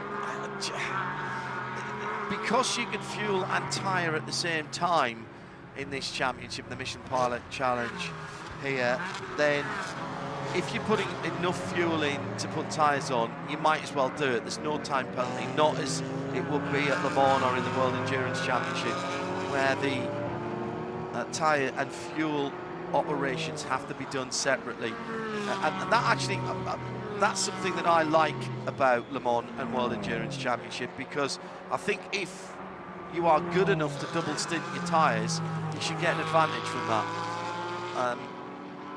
That said, I suppose if you are smart enough to just do 2 tyres because you don't need a full tank of fuel, maybe you should get an advantage from that as well. So I can see both sides of that. Now, let's pick up some of the races out on the circuit. Spencer Pumpelly is leading for BGP Motorsport in the Porsche number 38. But Sebastian Carrazzo has got a bit of a fight in his hands with Hugh Plum. There are only 3 GS cars now at the front of the field that have not made their final stop with 40.5 minutes to go. It's the dark coloured car with the blue and white roof, just coming down the back straight now, the number 38 in BGP Motorsport. It's got about 2.6 seconds into the braking area now for turn 10A. Now, Spencer Pumpelly is very good at fuel save, but I'm not sure even he could stretch from where they stopped. And in fact, he's coming to the left-hand side of the track now and will make his final stop. Comes into the pit lane. Let's see if Carrazzo and Hugh Plum follow that very pretty metallic purple car into the pit lane. No, they've gone through. So Nick Damon, the erstwhile leader, comes in. Let's see if they follow the trend or whether they do something different. This is a BDO pit lane report live from Road Atlanta. The BGP Porsche and Spencer Pumpelly land at my feet. It's fuel straight into the bonnet, and I'm sure this wouldn't be approved by Porsche Service Edition, just jumping on the bonnet. And again, it's that left-hand side change only at the moment. Interestingly, it was nearly a problem because one of the IMSA officials was running around to get out of the car, fell over. He spilt his water bottle, so there's water on the apron. That's not really an issue. It evaporated very quickly. It's very, very toasty around here. Car goes down with the man still on the nose, off and away, and that was as short as it could be because the fuel was the last thing to come out there, John. I think he just had a couple of goes getting the fuel hose in there. Also in the pit lane, Van der Steur Racing and Scott Blind in the GS number 82 Aston Martin. They're still on the pit lane at the moment. Let's see where Spencer rejoins. Comes back out onto a little bit of clear track, so he will get the advantage of those left-hand side Michelin tyres, and that's a consideration as well, of course. What you don't want to do is to come out into a swarm of TCR cars that then hold you up as you come out the pit lane. So now Tyler Gonzalez in 3rd position overall for TCR, and are we going to see a TCR car win this? Where is the best of the machines in terms of the GS cars that have made their stops? That would be Matt Plum, wouldn't it? As Pumpelly has dropped out into the fight. Sebastian Carrazzo still leads, and he's got a battle on his hand with Hugh Plum behind him. Under 40 minutes to go now, Jeremy. These two having far too much fun to come into the pit lane. Absolutely right. Yeah. And for Sebastian Carrazzo, former Porsche GT3 Cup champion, he is relishing this opportunity to lead the race overall. Hugh Plum wants past him. Hugh Plum, of course, is leading for Team TGM along with Ted Giovannis in the bronze category right now, with the only other car in that category here this weekend, number 82, having made its pit stop last time around, Scott Blind, Van der Steur Racing. Just a very good point coming in from Central Europe and right turn lover at just after 8 o'clock in the evening, Central European summertime. RTL, hello RTL. He said in case of a safety car, the GS field would be shuffled to in front. So if the TCR are to have a chance of the win, the race has to stay green? Question. Correct. Absolutely correct. Absolutely correct, RTL. And if we hadn't made that clear, apologies. But if we stay green, there's half a chance here at the very least. I'm trying to work out what time gap Tyler Gonzalez has got in the number 99 as he's coming now through turn 2 and through to the top of the S's. The first of the GS cars, Matt Plum, is the 46 car, and he's coming through to turn 1. It's not a huge gap, but there's an awful lot. There's 8 TCR cars that Matt Plum has to get through, and he's 3 seconds off the back of that TCR train before he can start having a shot at the overall lead. And we've still got Sebastian Carrazzo and Hugh Plum, of course, to make their pit stops at the front of the field. So there's half a chance at the very least, but as you rightly said, right turn lover, then we have to stay green for the next 36 minutes. Sebastian Carrazzo then by half a second to Hugh Plum. 30 seconds, nearly 31 seconds further back in GS is Hugh Plum.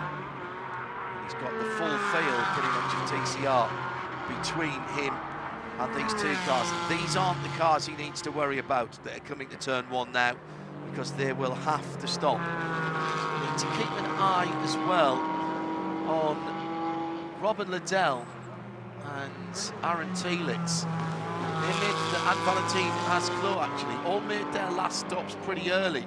They're 7th, 8th and 9th at the moment, so it hasn't quite played out for them in terms of the track position. Yeah, those are the cars, John, that came in right as we went back to, well, actually no, they're not. Number 39 cars, 71 and 19. They was the cars that came in as we went back to green. So really effectively, as before, everybody else was fully back up to speed. They were on the pit lane, so that was certainly saved them a little bit of time. And that is why Jeff Westphal was running in 2nd position of those on that strategy. And he's only a couple of seconds behind Matt Plum now, so he's whittled away just a little bit at that gap. That's number 39 car to the number 46. That's 11th and 12th positions overall at the moment. Yeah, and what does that mean? Well, he's been out on track 4 laps longer than Matt Plum in terms of the fuel, but of course those four laps were getting back up to speed, and he's fueled to the end. He believes he's fueled to the end, so it doesn't really matter that Matt Plum has got a 4-lap fuel advantage, because they were both within the window to go to the checkered flag. As they stand at the moment, Matt Plum with 2,750 points. The McAleer Trent Hinman pairing are 150 points behind, and Paul Hulton is 300 points behind as we get the last pit stop for the Zinnebach Simpson Motorsport car, and this, Nick Damon, is going to be another standard fuel and 2 tyres. Yeah, that's what they decided is the way to go with these GS cars. You get the tough up, get some more drive on that left-hand side. This looks pretty efficient, actually. I suppose it looks a bit quicker because we're 3 or 4 laps further on, but that was a good stop, to be honest. They had everything. The fuel came off pretty much at the same time as the last wheel nut went on, so the 6-7 Ally car did a good job there with their Porsche. Yeah, that is going to drop them down behind the Baby Bull Racing car, so that's going to be 14th or 15th in class. There's Gabby Chavez going through for Hattori Motorsport in the Supra. So, yeah, they've lost the position that they had, but they are fueled to the end, and they have newer left side tyres. Why the left side tyres? Because it's a right-hand circuit. I like the phrase that my Australian colleagues use, the working side tyres. There's more right-hand corners than left, so the left side Michelins are being leaned on more often and for longer. Therefore, you want a better tyre. If you're going to split that strategy, do you do front to back? Sometimes you might put back tyres on a rear drive cars. Of course, we put front tyres on the front wheel drive cars. But left to right affects the setup and the balance of the car far less than front to back. Hugh Plum leads and is yet to make his stop, Jeremy. They're going deep into the race here for Team TGM. They are now, I think they're going to keep on going as far as they can. Hugh's been out there a very, very long time. And what they will be looking for now, he's been out there for 24 laps since the last time he was in the pit lane. They'll be looking for a yellow at this point, or the hope of a yellow. Somebody off the track and they can dive in and do a quick pit stop. But at the moment, they're going to lose an awful lot of track time. 28.8 last time around. The chasing cars 28.4 and better. No, Trent Hinman did a 27.9 last time around. So did Riley Dickinson in another one of the Porsches. 27.7 for Aaron Thielitz, who has got the fastest lap of the race. So there are plenty of cars that are doing faster laps at the moment than Hugh Plum, and Hugh Plum has to make a pit stop. Yeah, and the gap from Tyler Gonzalez, who is leading in TCR in second position overall now, to Matt Plum, who is leading GS, is about 12 seconds. We've got, what, 30 minutes remaining in this race, so around about 20 laps or so. And looking at the lap times last time around, 28.4 for Matt Plum, 30 flat for Tyler Gonzalez, actually a little bit slower than he has been going. Well, so that's because he's caught up, I think, with some of the TCR cars, and he's struggling to get past them. So he just got past Tim Lewis. He's been following him around for about 4 laps. Yeah, and so this is going to be quite a battle now as to whether or not Matt Plum can catch up with Tyler Gonzalez. It's pretty close. Steers green now. Get your bets on, ladies and gentlemen, for a TCR victory. Could have a TCR top 3, to be honest, at IMSA Raceway. What do you reckon? What do you reckon? Hello to Rebel Rock Racing. Thank you very, very much for the kind words on at IMSA Raceway. At the moment, RRR sitting in 7th position with their GT4 Evo. Hope you're going to come back next year, and with Robin and the rest of the team giving us plenty of excitement and plenty of things to talk about. Hugh Plum from Matt Plum in the GS category, but between them around about 30 seconds, and the majority, there's a half a dozen TCR cars in between them, with Hugh still to make his last pit stop. Half an hour to go, Jeremy Shaw. Put your money on now. Yeah, I think Hugh Plum, Matt Plum, can catch him, but it's certainly fun to watch. And here's a battle going on between a couple of Aston Martins, the Evo version of Robin Liddell holding on from Aaron Thielitz in the older car for Archangel Motorsports. That's about a 7th position in GS. And it looks like Aaron Thielitz, yeah, he's got that position away from Robin Liddell. It's down into the final corner. Pretty stout move there.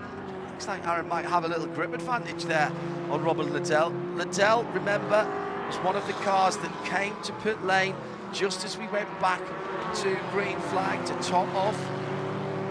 Shouldn't really have any issues with fuel. If he's got issues on fuel, there's plenty of cars ahead of him that's got issues on fuel. Let's put it that way.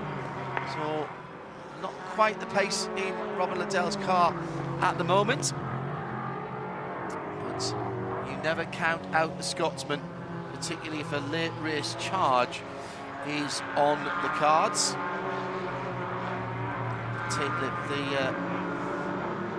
If the field gets packed back up again. It's the only one of the Evo cars in the race, actually, the start of the season at the Raw before and the Rolex 24 Daytona. That car raced in a zebra pattern because the revised shape of the road car hadn't been announced yet. Aston Martin Racing, along with Rebel Rock, decided that they were going to race the new car anyway. And you know what? About 90% of the people who watched that didn't realise they'd seen the new car, and then it was out on the track. Great stuff from both the team. So, the gap between first and second in GS is hovering around 29-30 seconds. Matt Plum, last time around, has picked off another. No, he hasn't actually. He's just coming to the. He's still about 4 seconds behind Carl Whitmer at the moment. Yeah. Into the pit lane for one of the TCR. That's Taylor Hagler. Okay, so that car coming in for its final pit stop, and it should be fuel only. And Nick Damon, in fact, has just said that in my ear. So that's a top up to the end of the race. Matt Plum at the moment, Jeremy, he's not getting the job done in terms of his lap times on the leader. The leader in TCR, should I say. It's nip and tuck here. This is going to be tight with 26.5 minutes to go. Yeah, no, he is now. He was a couple of seconds quicker last time around, and I think he's got that pretty much. Whoops, there's a contact between the two. Oh wow, between the two Porsches. That's bad news for number 28. That's the championship contender, of course. He needs something to happen in his favour, and that certainly isn't what he wanted, being punted out of the way by another Porsche. That's Riley Dickinson in the number 91 car, forcing his way past Trent Hinman. In the RS1 car, that was at the far end of the circuit from us. Just a tiny little tap, but of course, you are absolutely pushing as hard as you can. And that incident involving the RS1 Porsche and Riley Dickinson in the number 91 Kelly Moss car under review at the moment. Still no sign of a pit lane visit for the leading GS and the overall leader as he comes through this time around and clicks off another lap. Lost about 3/4 of a second to his brother last time. They can't. Hugh Plum cannot go another 25 minutes, Jeremy. No, he can't, because he was. That was one of the first cars to make a pit stop, wasn't it? Yeah, he's been out there 29 laps now. Yeah. Now there's two groups of yellow in that, Jeremy. There's 6 laps of full course caution, but you know that's a heck of a long run. He came in. He started that 34 minutes past the hour, so he's a long way into that stint right now. Yeah, no, he definitely needs to stop. He's just out there for some, having some fun and doing a nice job. But let's not forget him. He's turned some nice consistent lap times. He's Hugh Plum. Last time around was at 128.8. He's been doing mid-28s for most of his stint, and pulling away from Tyler Gonzalez, who runs second position and first in the TCR class. But this is the battle we should be walking through right now. Is the number 39 BMW Jeff Westphal. He's closing on Matt Plum, down to less than a second now between the two leaders on this strategy. Second position right now in GS, because the Team GGM 1-2 on totally different strategies. And the number 46 car with the championship very much in hand. All he needs to do now, he doesn't need to worry about Jeff Westphal, keeping Jeff Westphal behind him. He'd like to get another win, of course, with Matt Plum, win the race in the best possible to win the championship, but that shouldn't be the focus. Now, in the pit lane are, we can say, provisionally as the championship winners, provided that there are no points deductions at the end of this. Mikey Taylor is just in for 2 front Michelins, I believe. Shea Adam at that end of the pit lane with his BDO. Excuse me, Nick Damon's gone down to that end of the pit lane. 2 tyres and a bit of fuel for the chaps. Yeah, the Ultra JJC Miller Motorsport 17 car, the champion-elect, they don't make a horrible mistake between now and the next 25 minutes, came in, splash of fuel, but they decided to also take front tyres, which is quite interesting, because the other team that came second didn't, so there's obviously... well, I suppose you've got them left, you may as well use them, because that's the end of the season, isn't it? You've got to fill the back of the van, we'll use these new tyres. Yeah, no point in loading them on. Absolutely right. What's the interesting point about that is, Jeremy Shaw, that car stopped exactly the same time as the top 4 TC, in fact all of the other TCRs. So Victor Gonzalez leading, with Tyler Gonzalez behind the wheel, Mark Wilton, Harry Gonzaga, Carl Whitman, they've all been out for the same number of laps as that Mikey Taylor car. So yes, there was tyres put on, but they've put fuel in that car. So can they get to the end of the race if we stay green? Yeah, that's the question, certainly, right now. And I would hazard a guess. I mean, number 17 car, there's already a couple of TCRs out of the race, so the championship is won. But they are hoping now that if there's a full course caution, they've already made their stop and they'll be on fresh tyres. If there is a caution, then it might enable these TCR cars to get to the end without needing a splash. Otherwise, if they are going to need a splash of fuel, with the number 17 car on fresh tyres, able to turn some fast laps, he would hope for Mikey Taylor. Maybe he's going to have enough when these other cars do come into the pits. But fascinating race is unfolding for sure, and still Hugh Plum stays out in front of everybody, but the TCRs now have got the battle for the GS lead pretty much right with them as well. Matt Plum, Jeff Westphal, Aston and BMW battling their way through. There's a decent little scrap going on further back as well with the Toyota. Gabby Chavez, Spencer Pumpelly is ahead of him. Francis Seldorf is behind him. And they're battling for 12th, 13th and 14th in GS. Toyota did lead earlier on, genuinely on pace. Had a problem at the pit stop with one of the front tyres being somewhat recalcitrant. And they weren't on the right side of the yellow flag either. A number of teams suffered there. They did have a longer pit stop than some of their competitors. Now, here are the GS leaders coming through the TCR cars at the front of the field. Tyler Gonzalez, Mark Wilkins, Harry Gonzaga in the 300s will be put to the sword by Matt Plum from Team TGM. We'll have a Team TGM overall 1-2 in a few moments' time. Matt hasn't got past Mark Wilkins yet, and I suspect he'll have to follow him through the first sector from the exit of turn 1, second sector, excuse me, all the way through to turn 7. It's not really a safe spot to get through.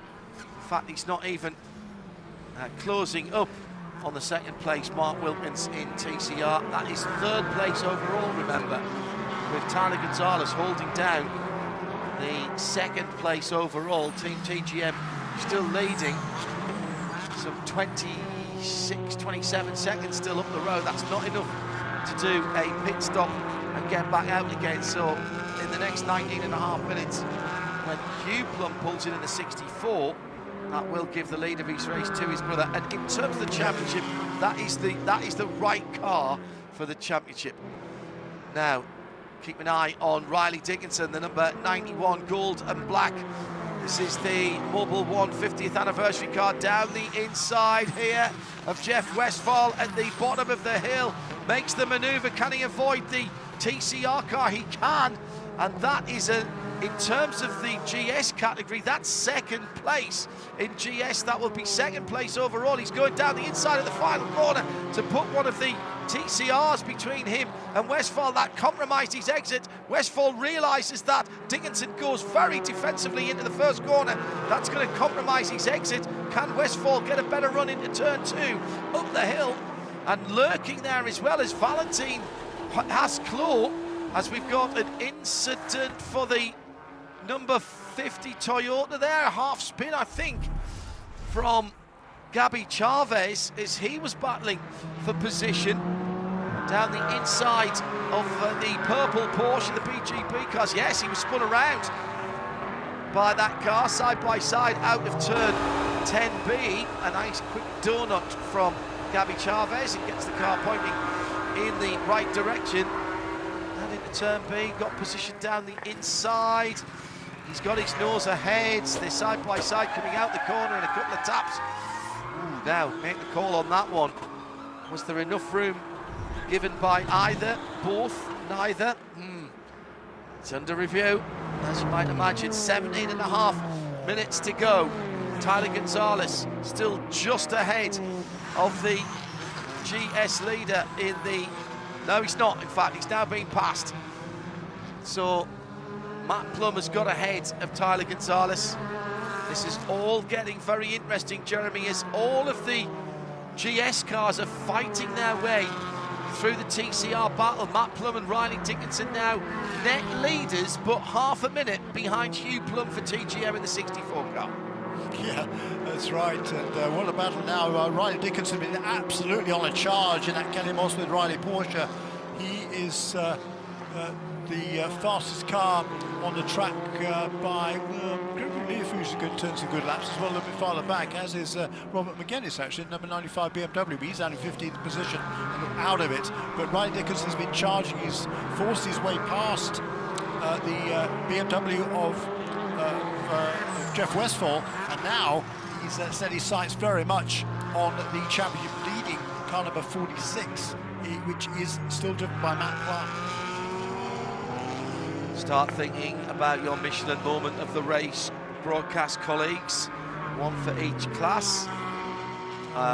Zach Veach's pass in the to take the lead in the Toyota Supra is going to get my vote early on. See if anything else happens in the next 16 minutes. Shea Adam, BDO pit lane reporter, GS. Seconded. Oh, okay. Gotta agree with you, John. Yeah. Very great opportunist manoeuvre. Might not get them the win overall. Nick Damon, BDO pit lane reporter, your Michelin moment of the race nomination right now for GS. I don't want to be boring. I agree with you, John. Wow. It's not often you see a third to first go into that chicane, so I don't really see where else it could go, to be honest. No, Unless something amazing happens in 10 minutes. Just how he set it up. Riley Dickinson might give us something to talk about. Jeremy Shaw, as he's battling for what will become the overall lead of the race at turn 5 right now, with the Aston Martin and Matt Plum right ahead of him. Yes, indeed, and having won the opening race of the season with Michael McCarthy and also Brady Golan, who joined them at Daytona to win on fuel strategy. Today, though, it's been about pace for that Kelly Moss with Riley Porsche. I'm not going to argue with you. I think the sort of moment of the racing was a great moment. It was really fun to watch that pass by Zach Veach. I'll vote for that, but certainly Ryan Dickinson, he's not done with that move yet.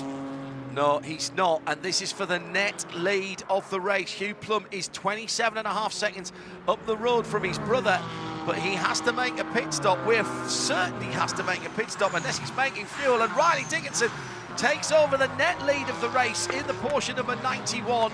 The gold and black Mobil 1 50th anniversary colours of Kelly Moss.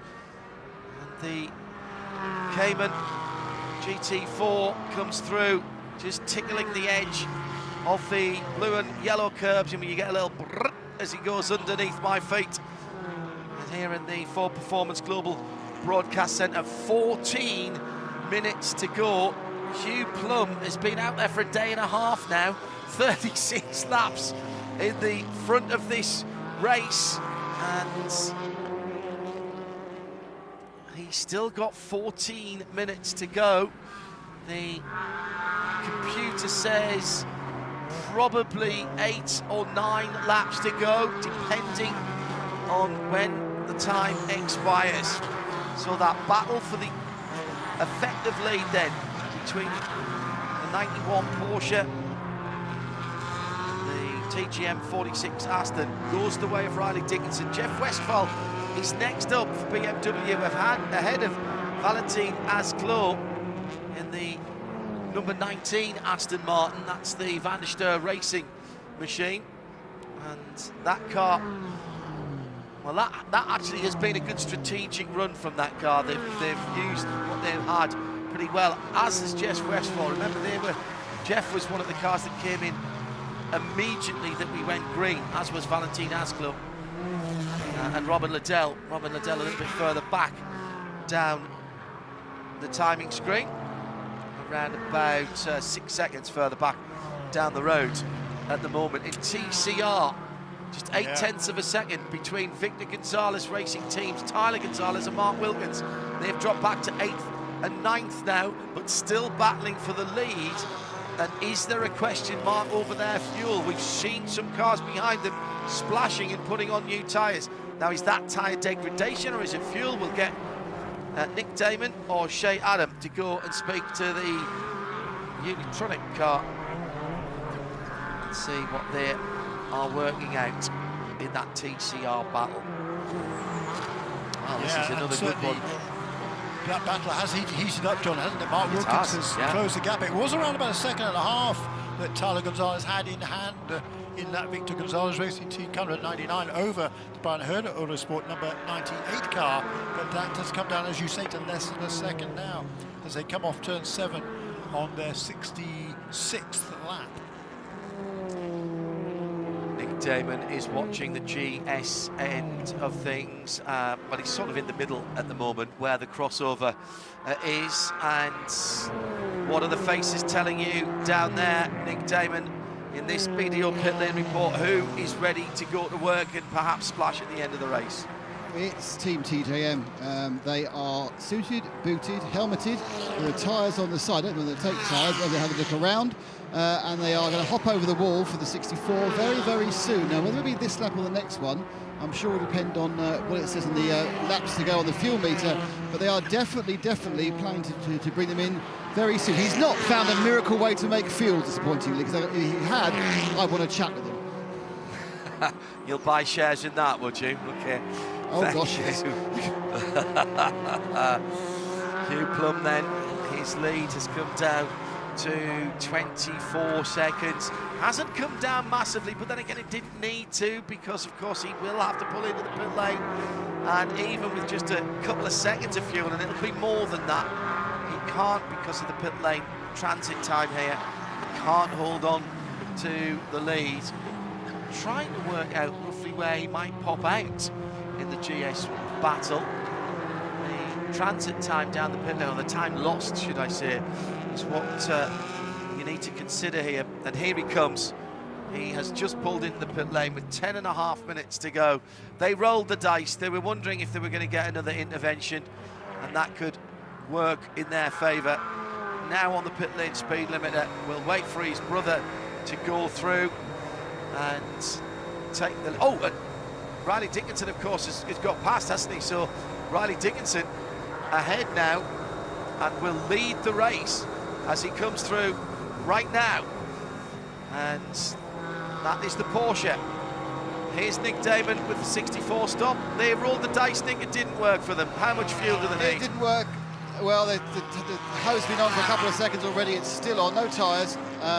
Just more fuel fuel off, away you go. That, I think that was about 10 seconds from my brain counting. But I didn't start my elephants early enough. Always a bit of a nightmare. Drops in behind the Turner Motorsports car, which is down in 12th position, I think, in the running in the class. So that, well, it was worth a try if they were going to do that, and they've left it till the very last moment, I suspect, Jeremy, just to see if something was going to go their way. And, you know, if you're down at the bottom end of the top 20, you've got nothing to lose at that point. He's going to come back in the mid to late teens in the category. He did so, and I think he's still going to be ahead in the Bronze Cup category as well, to take another win to wrap up was really pretty much a perfect season for them, for he and Tejuranis in that. But meanwhile, then, Riley Dickinson leads. You know, the other team, TGM car, Matt Plum, he hasn't given up yet, and he's still within 0.6 of a second or so of the lead. Jeff Westphal, similar margin, back in third. Valentin Asiclo also fairly close behind him. Trent Hinman, Aaron Tielitz, they're still all very much in contention. I'm looking at TCR because Tyler Gonzalez leads by not very much. He's got Robin Liddell, who's working his way past those TCR leaders now, but Mark Wilkins is in second place, but right with them also now is Denny Dupont in the number 76 Brian Herder Autosport Hyundai. Yeah, and those three at the moment look nailed on for the podium, because there's a bit of a gap back to fourth place. Get to the end. Yeah, the question, as Jeremy rightly says, can they get to the end? And in terms of where people stop, they're all very much of a muchness. So if one has a cough and a splutter, then the top 4 or 5 are going to be in trouble, even down to the Alpha has got a lap better off on fuel with Tim Lewis. They're down in 5th position in class. Check that, 6th position in class. But the car that stopped most recently in TCR was Mikey Taylor. in the 17 Unitronic JDC Miller, the liquid molly-coloured car. Put a new set of front tyres on, and he's keeping up a decent pace there and lapping just a little bit quicker than the leaders, but he has no fuel woes or worries at all.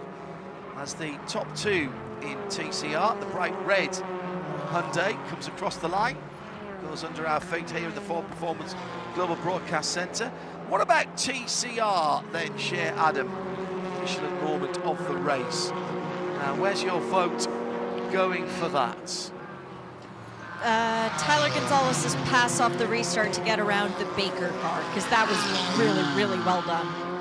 Yes, and it was clean through turn one, and even Sam Baker said that he was impressed with that, and he saw it from close up. I like that a lot. Jeremy Shaw, TCR moment of the race. Yeah, well, it might be still to come. Because we've still got, what, 6 minutes remaining. I'm not going to make a call on that one until the checkered flag falls. Can Victor Gonzalez racing team get to the end, or those other two cars right behind him as well? Denis Dupont, he's lurking there in third position. Has he saved enough fuel to have a challenge for both of those two cars ahead of him in these final stages? I've asked video pit reporter Shea Adam to do her Paddington stairs at people. She's walking down the TCR pit lane, trying to make eye contact with the pit wall of all of those leading TCRs. How many of them are prepared to look at you, Shea Adam, and how many are nervously looking away? None are looking at me, John. No, Victor Gonzalez of VGRT actually did come over and have a chat with me, and I said, how close is it? And he goes, too close for comfort. We should be okay. Should doesn't mean they will. But nobody's going to stop at this point. You're going for a last race of the season with 5 minutes remaining. Thank you, Shea. The championship tied up for Mikey Taylor and the rest of the 17 Unitronic crew. At the front of the field, Riley Dickinson by just 0.8 of a second over Matt Plum in the number 46 car. What a season it has been for them. Could be a famous victory for them. Jeff Westphal, Valentinas Clovo are lurking, as Jeremy said. This one is not quite done yet. How many times have we said that in the Michelin Pilot Challenge? The Fox Factory 120, again, it's become such a great part of this Motul Petit Le Mans week. The big race on Friday. We've still got to set the grid for tomorrow's Motul Petit Le Mans, so don't go too far away, whether you're here on the track at 98.1 or further afield. If you're listening in the US on RS2, we'll have live video for you here in the US and further afield, and we'll switch on the YouTube as well in the US for WeatherTech SportsCar Championship qualifying. So don't go too far away from your machines or trackside, because we are going to have the spectacle of 15-minute qualifying sessions to come. 3 minutes 33 to go. Riley Dickinson by exactly 1 second, .004, and a puncture to the left rear of the number 38, the BGB racing car of Spencer Pumpelly. Oh, what a shame. They had been running well earlier on. They played the fuel game. It didn't work out for them. But now Spencer Pumpelly, now can he get that car with just under 3 minutes to go? Can he get it back to the end of the pit lane and get that car out of harm's way?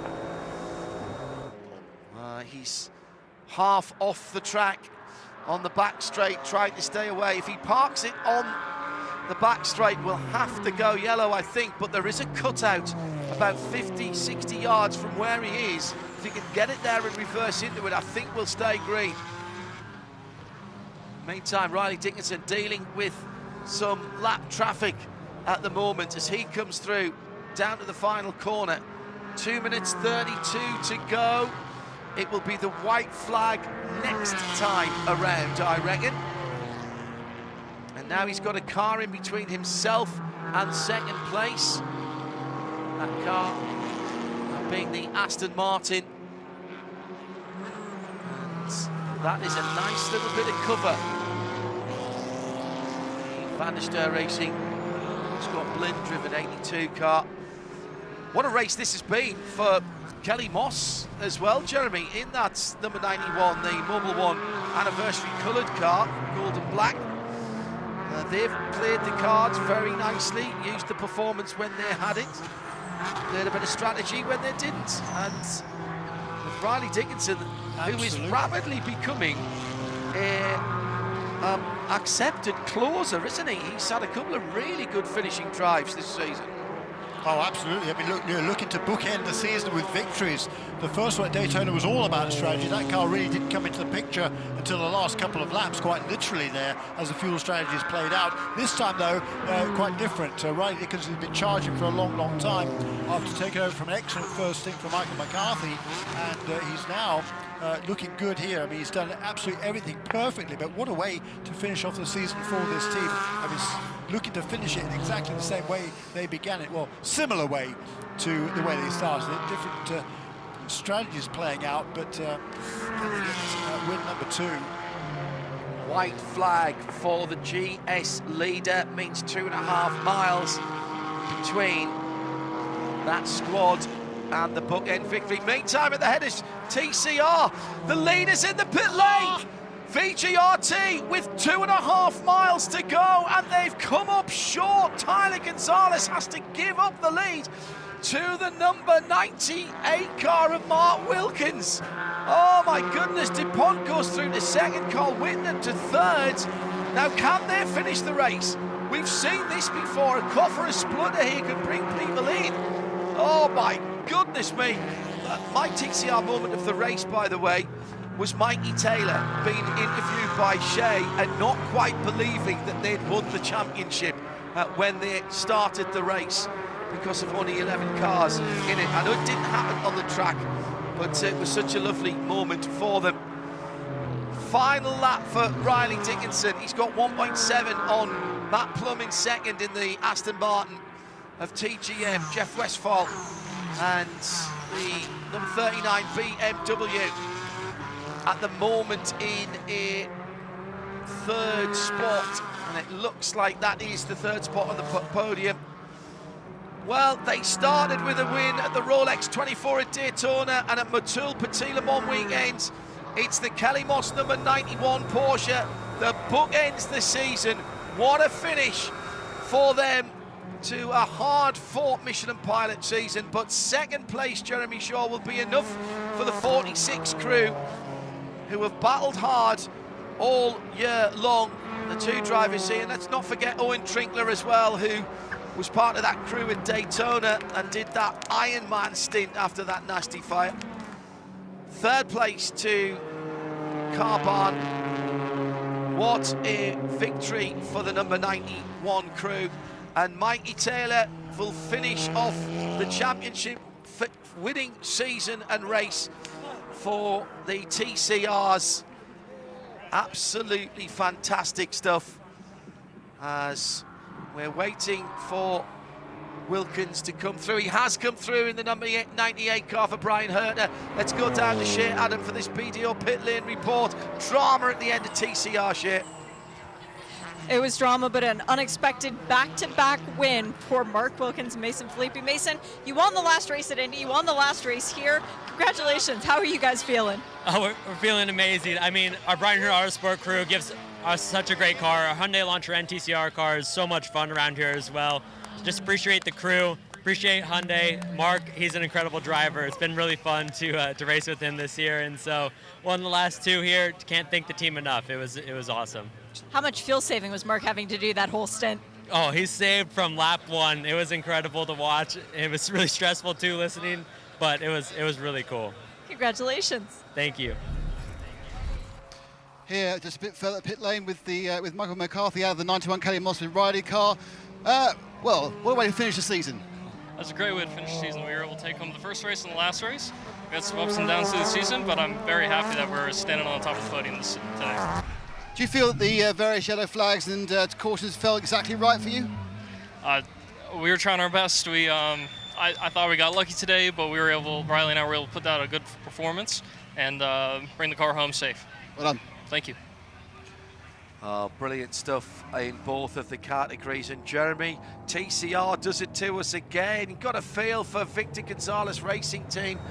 Tyler Gonzalez pitted and stayed in the pit lane and will pick up 7th position. Incredible stuff. But let's quickly give you the unofficial results then. And the GS cars came to the fore.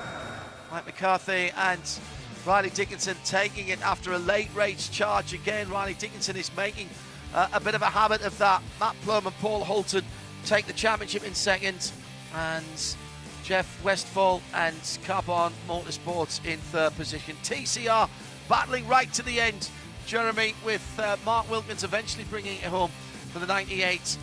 Brian Hurt at Autosport car in 2nd as well, with their 76 car, and Montreal Motorsport could get a podium for Honda Civic. I have to say, Victor Gonzalez Racing Team, unbelievable. They were literally 2.5 miles shy of a famous victory today. Yes, agonisingly close for that super little team. I mean, they work so hard down there, that Central America-based team. Yeah, got a feel for them, but a great run by Tyler Gonzalez and by Morgan Burkhardt in the first stint. And yeah, it's come up a little bit short, but look, you're up against the Brian Hurt Autosport juggernaut there. They win another Manufacturers' Championship already. And yeah, Mark Wilkins, he knows how to win these races, doesn't he? And that was a tremendous performance by him to come home there along with Harry Gottsacker. That's the 4th win for Rob Wilkins, 7th now for Harry Gottsacker. But at the front of the field, thrill for Riley Dickinson and Michael McCarthy. But hats off to Matt Plum, who becomes the first man to win 25 races in this championship. He breaks the tie that he had previously with Billy Johnson. And this will be clinched the championship for Matt Plum and Team TGM. And that's the first championship for Matt since way back in 2013. So it's been a long time coming for him, and very, very well deserved. 2 Michelin moments of the race, unanimous decision, and that's very unusual. Zach Veach for his 3rd to 1st in the Toyota Supra, not just for the actual pass, but the way he planned and schemed it and saw it unveiling in front of him, and his description of it as well when he was talking to Nick Damon. He was so matter-of-fact about it in that BDO pit lane report. And another pass actually for the team that was unlucky, the Victor Gonzalez Racing Team, the number 99 car on the restart round the outside of Sam Baker. Even Sam Baker was impressed enough, and if it was good enough for Sam and got his vote, it's good enough for us. So those are 2 Michelin moments of the race for the final race of the year. Let's get back down to Shea Adam and pick up some more reaction from down near the victory circle. Such a beautiful moment as Matt pulled up, and the first person to greet him was his co-driver, Paul Holton. Opened the door, and Matt just took a minute because he needed to try and collect his thoughts. He then very slowly started to get out of the car and was halted by his brother Hugh, who met him to congratulate him, because this is a big, momentous occasion. Matt Plum, multi-time series champion in this GS. You know what, Matt? I forgive you, because this is an emotional moment. What's it like to finally get this championship sealed down? To be totally honest, that's why I just sat in the car. It just took me a while to process. And then, the moment it set in, I just had this amazing amount of gratitude to our crew.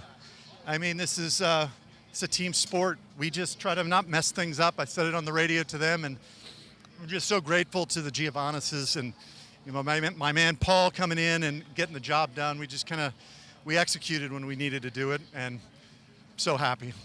Paul, it's your birthday, but you're the one who gave him the present today. How difficult was it to maintain the cool, calm, and collection through the beginning of that race?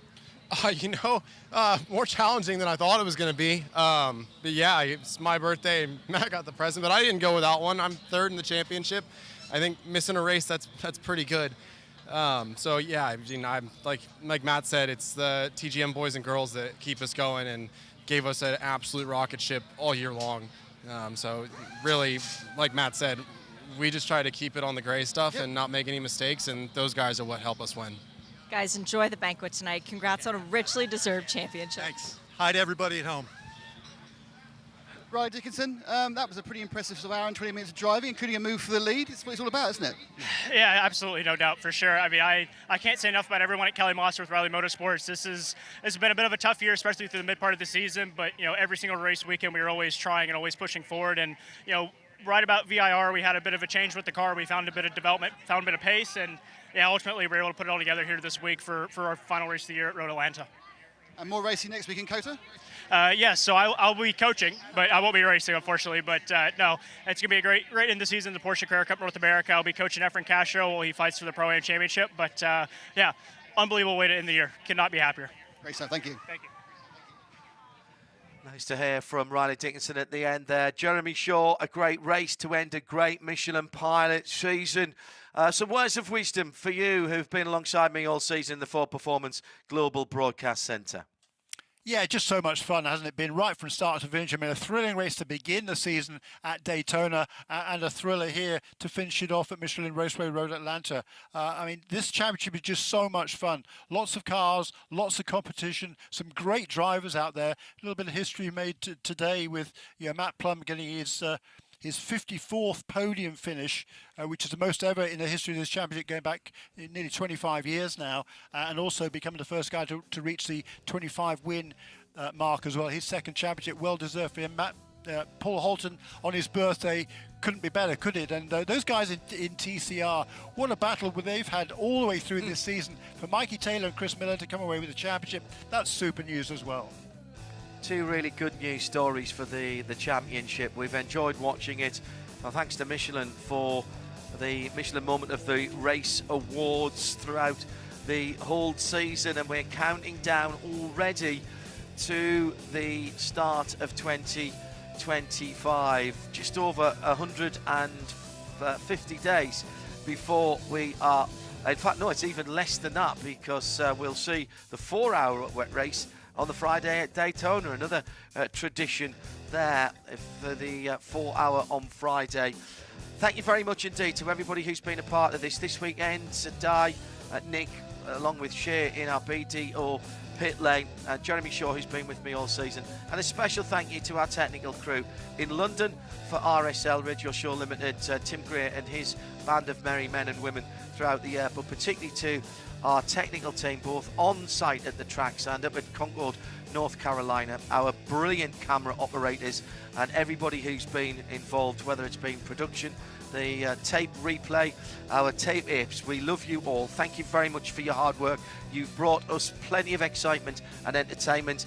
The biggest thanks, though, has to go to the teams and the manufacturers and the drivers. They've given us great, fabulous access to all of them throughout the year. And finally, to you for watching and listening. Hope you've enjoyed the Michelin Pilot Challenge for 2024. I'm John Hindhaugh. Don't go too far away. We've got more action from here later on. Coming up, we've got qualifying for WeatherTech. But for the Pilot Challenge season, finishing it off appropriately enough at Michelin Raceway, Road Atlanta. Another great 2 hours of racing, and we'll be back doing it again at the end of January at Daytona. Make sure you join us then. Bye-bye.